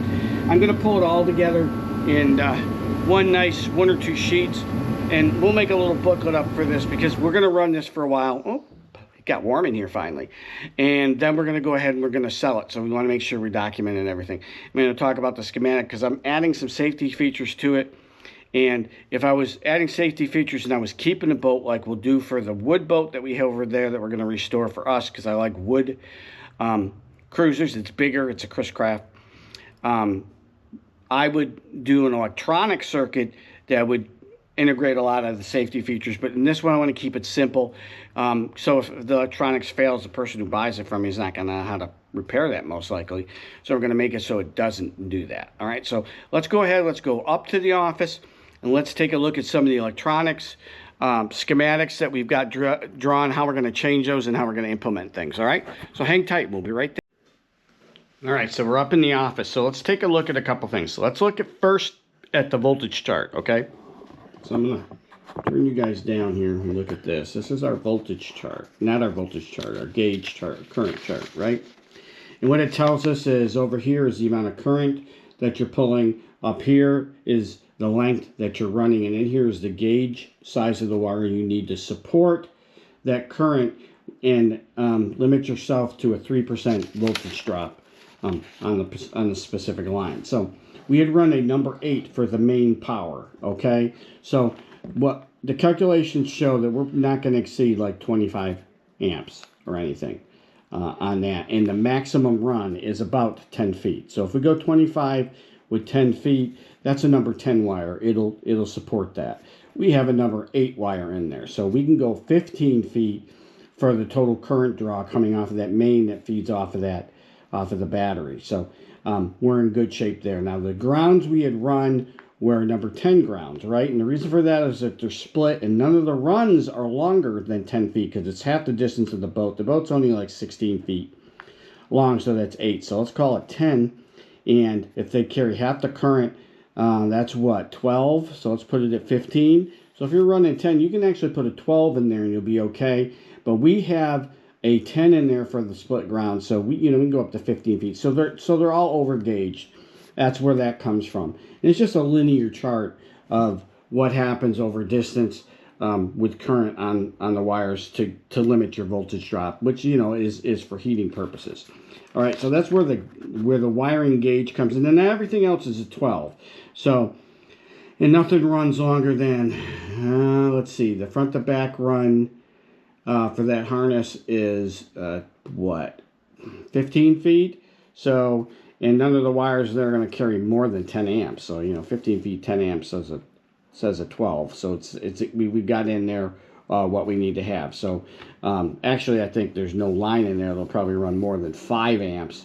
So a 14 would be sufficient on those. So we're over gauged for what we're doing on a 12 volt system. All right. So now let's go over the schematics here, and I've got 2 sets. So let's put the old schematics up on top first here. Okay, this is the ones that I drew, I don't know, maybe 2 years ago, a year ago, with what I wanted to do with the boat. And we've more or less followed that. As you can see here, it just lays it out. But we did want to make some changes to it. So what I did was, I redid the schematics just recently here. And we drew this for what the schematics are. So let me run you through it real quick. Up here in this corner is our fuse panel. And the fuse panel is relay controlled, so we have 4 that are ignition controlled. When you turn on the ignition, voltage comes up on them, and we have 3 that are constant on. So when you turn the main battery switch on, the constants will all come live with that. And the things that the constants are running to is like the horn and supplies voltage for like the bilge pump and stuff like that. Stuff that we know we don't have that can be on without the ignition being on, because you might want to beep your horn, you might want to go ahead and hit your bilge before you turn your ignition on and you do things. And then the ignition ones are then run off to the separate things like the gauges they do, and the lights and stuff like that, and the fuel switch over here for that. So the reason I wanted to show this is a couple features that I'm doing that'll improve it. First off, the voltage voltage for the boat, we don't want that on all the time. When you turn on a thing, it'll automatically go up. So it's ignition controlled. So we have it under ignition, turns a relay on, and then puts the voltage meter right across the battery. So that we've gone ahead and we've done that. We're gonna route it that way. And then we added 2 safety features to it. The first safety feature that I want to talk about is over here, and it's a neutral safety switch.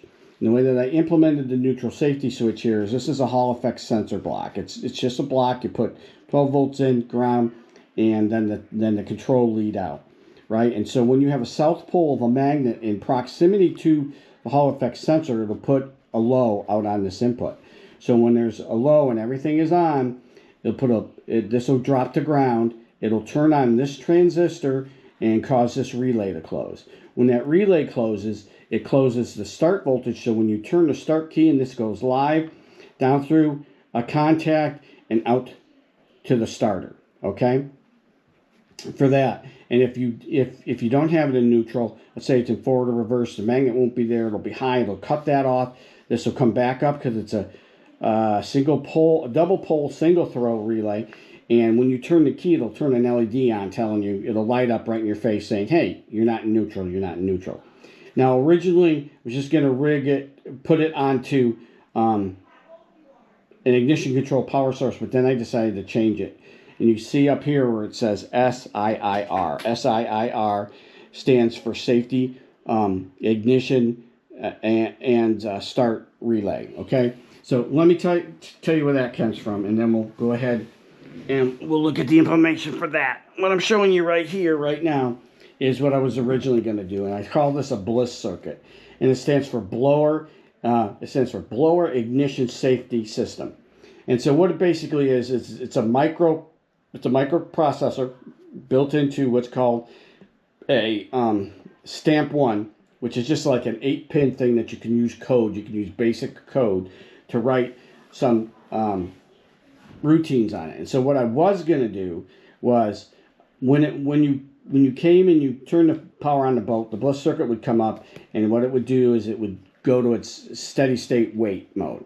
So when you turned your key on over here to get ready to start the boat, it would sense that, and what it would do is it would put out a 45-second pulse up here that would turn on a transistor and a relay that would close the blower motor, turn the blower motor on to the back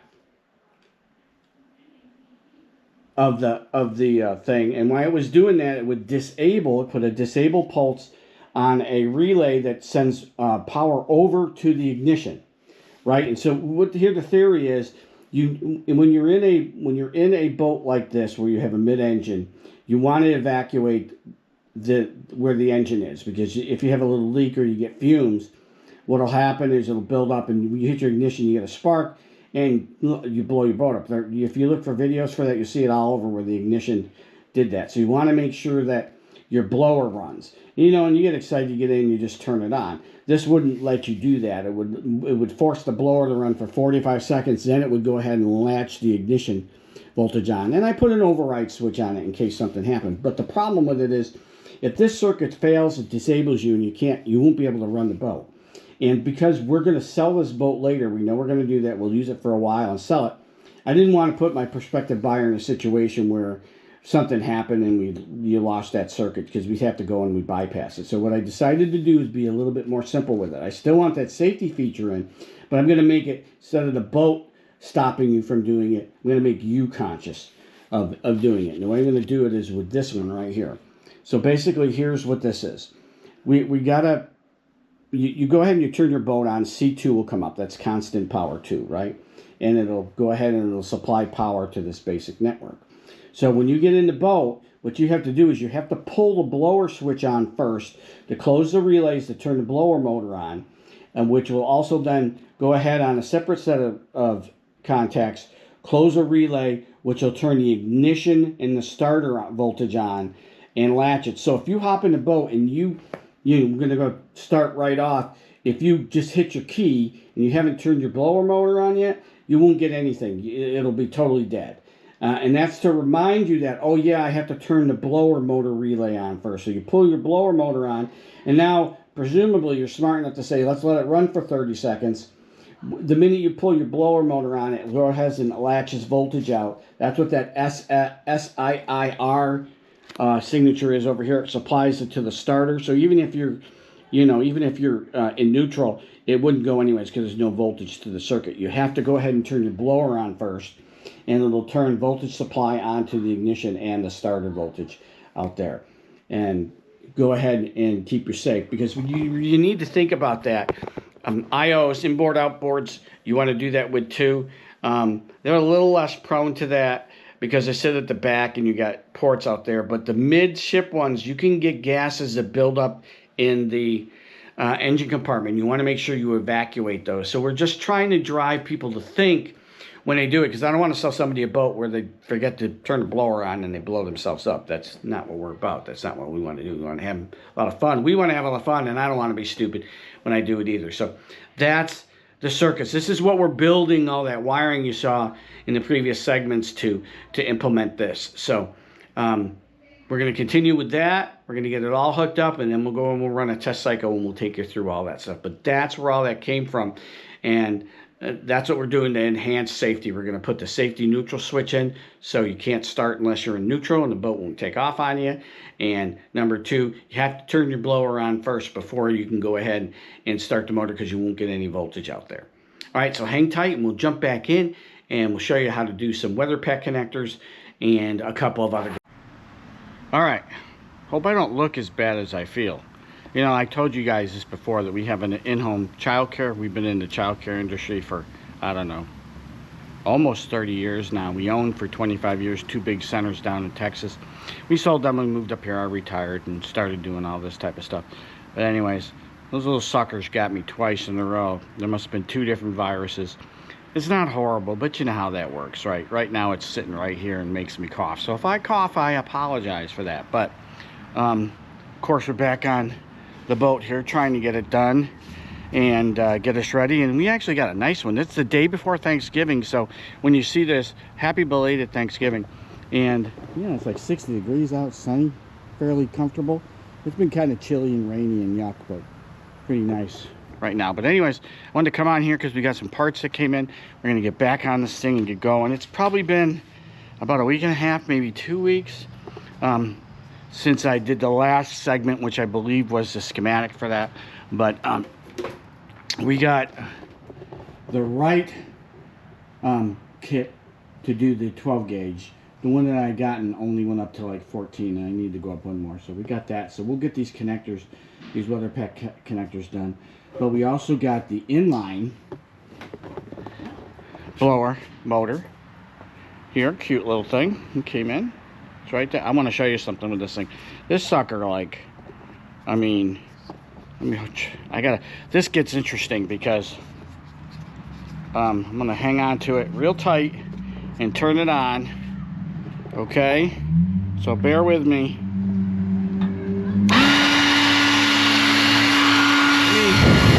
That thing's got enough thrust. Watch this. If I blow my hat off, it'll float. It'll float. Hang on a sec. I'm gonna grab the wire. Look at it, it's trying to float. It'll produce thrust. The other point I wanted to make is it ain't a whole lot quieter than the other one, so we gotta figure out a way to mount it. Let me turn it on. That sucker's gonna move air. Let me tell you. It'll do that, but it's very loud. If you put it on a hard surface and allow it to run like that, it vibrates through the whole surface. So what we're gonna do here is I'm gonna cut out a board, and I got it marked out here. This is the mounting legs, right, the length of that, with the 2 holes. So what we're gonna do is we're gonna cut this out, we're gonna drill holes, we're gonna put bolts up through it, on it, and then we're gonna go ahead and we're gonna epoxy it to the side of the boat. We're gonna keep it on the same side as the other one, so we don't have to move anything around back there in that corner.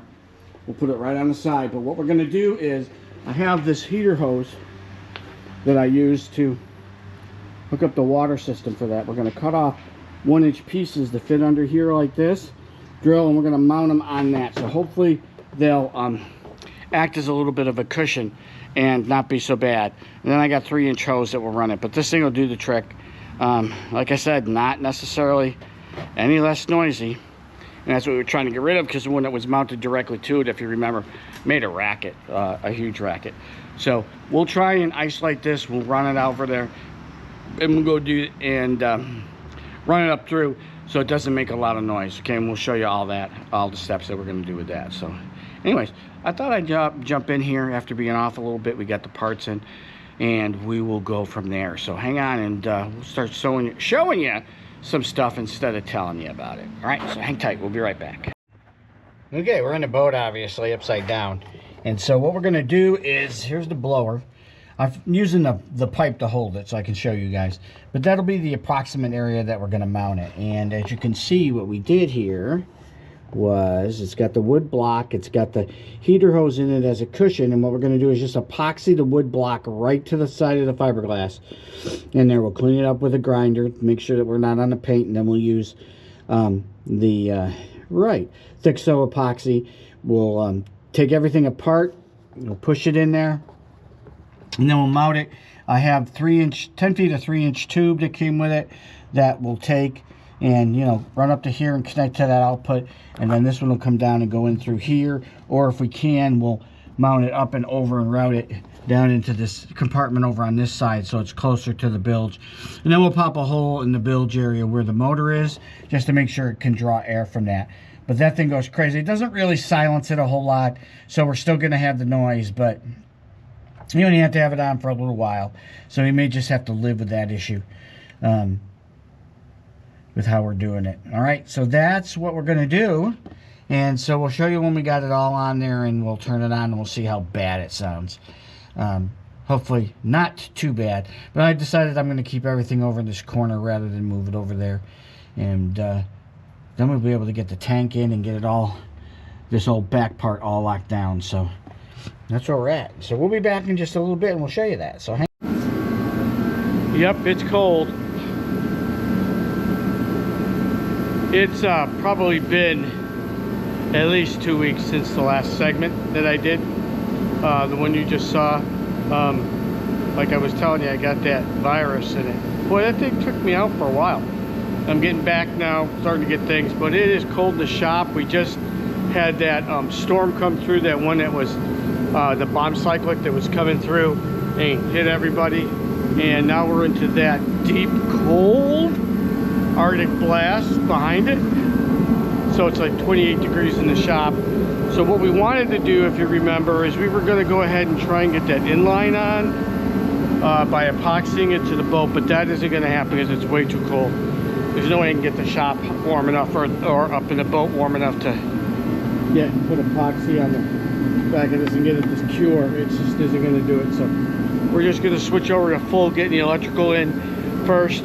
We get it, you know, if it warms up, if it gets into the 40s at some point, then I can get it up enough and we'll go ahead and get that one on. But we got plenty to do with that. But I just thought I'd jump in. Beware that HMPV virus if you guys have kids. Took several of our kids out, one to the ER for an evening, and then one into the hospital for, oh, I don't know, 3 days. It's pretty bad. It hit me, and for an adult, it's not like hyper bad in terms of feeling super crappy and laying around not being able to do anything. I could do things, but it gives you a persistent cough because it sits right at the top, and it attacks the top of the bronchial. So I've had that for, I don't know, I'm a week past it. Then it's sprung on me a secondary ear infection. First this side, that one wasn't too bad, but this one was bad. It got back to the point where the eardrum ruptured, started draining and stuff like that. So yeah, it screwed you up pretty good. But anyways, we're back. It's cold. We'll get moving. Hang tight, and we'll put some more stuff up here and we'll see if we can't get this boat ready for spring. And then, it won't be in this one, but I'm going to mention it. Got some special stuff, so but watch. That one will probably come out first, but you'll understand what I'm saying when you see it. Alright, so we'll be back in just a little bit. Hang tight. Alright, so we're finally back out. It's warm. It's 44 degrees actually out here. Yay for that. And what we're going to try and do is get the crimping done for the weather packs and get the weather packs on so that we can go ahead and move this forward. And we'll probably end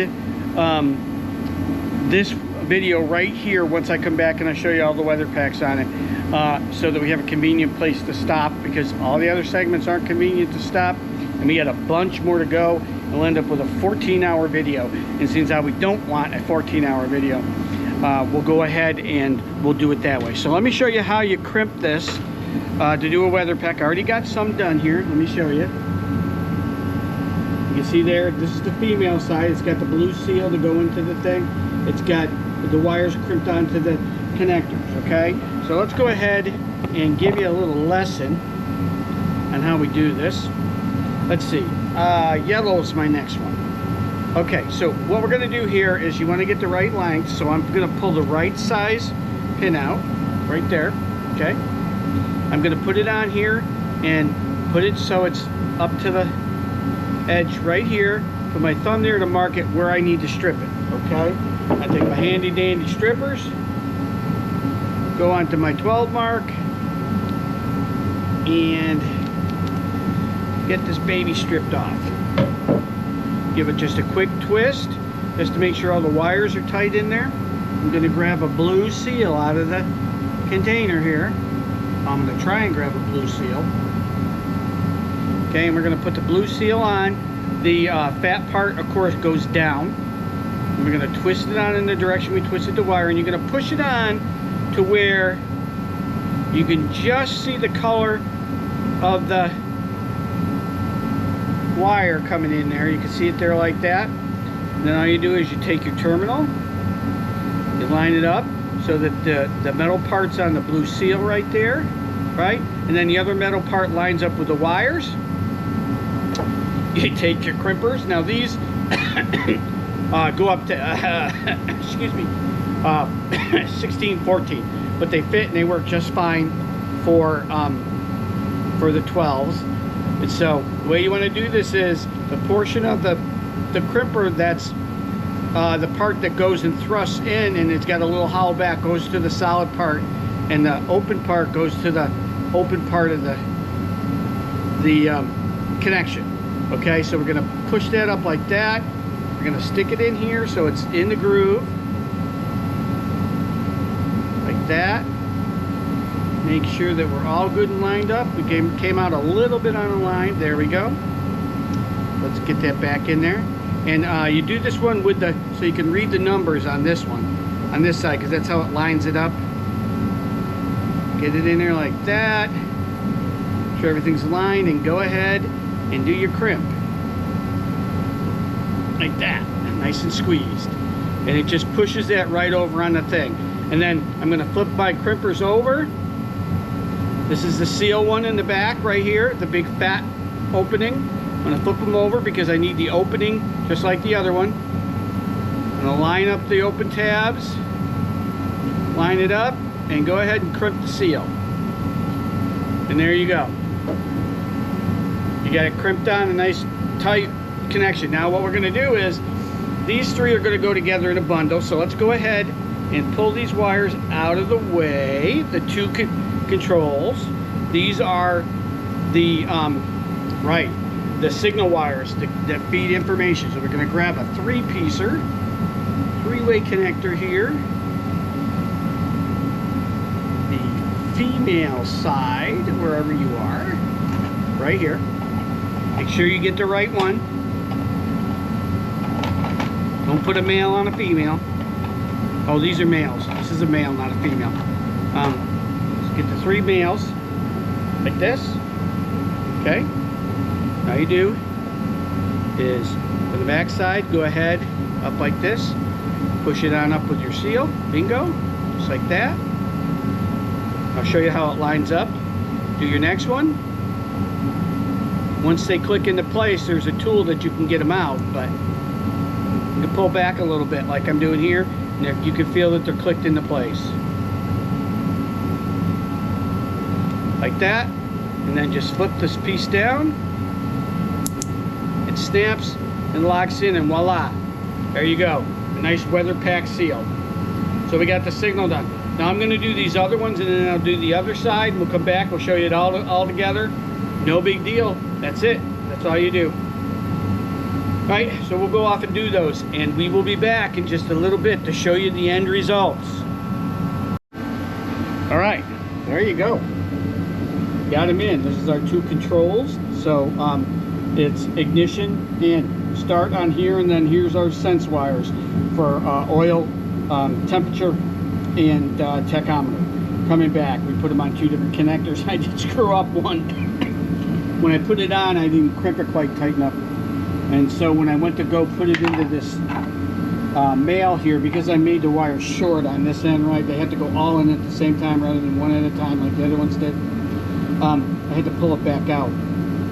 And when I went to pull it, after I released the pins, it pulled out of it. So we lost a connector right here because I didn't crimp it tight enough. I wasn't paying attention. But they give you this handy dandy tool which goes over, I'll show you, the pin like this, and releases the little clips that clip it inside so you can pull it out. So that's all I did. And since I wasn't attached to the wire, I had to go in with my hook and pull it out. But we got it out. So we saved the connector, the 3-pin, and we just lost 1 pin. No big deal, we can get extra pins. But there it is, weather pack connectors all in there, all tight, all snugged up. For that, we're going to go ahead and we're going to do the back. Well, not quite yet. I got to get the tank in, and then we're going to do the back, and then of course we'll do the build pump like we talked about. We'll have those all together. But we're going to go ahead and end this one right here. I hope you guys enjoyed. We got more coming up on the boat because obviously we're not done yet. We'll come back in where we'll do the rest of the connections. We'll get the tank in, we'll get the fuel hooked up, and then we'll go up underneath this dash and pull everything out that needs to come out and go on and get there. And then by the time we're done with that one, we should have more or less a mechanically complete boat, and we might even be able to test things. So we'll be back with that. Hey, we appreciate you guys. Thanks for watching. Your patience is greatly appreciated. It's probably been, I don't know, 2 months trying to get this part 4 out on this one, just because of weather and illness and stuff like that. If you do all that jazz for me, which is to subscribe, smash that like button, give me a comment, I would really appreciate it. Go ahead and share it. Tell everybody, hey, this guy's dude does great stuff. I would appreciate it. So we'll be back again with another exciting piece to this revival. So you hang tight. It shouldn't be too much longer for that one to come out. And we have a special announcement coming up, so keep your eyes open for that one, okay? So we'll catch you guys later, and again, thanks a lot. Thanks for watching.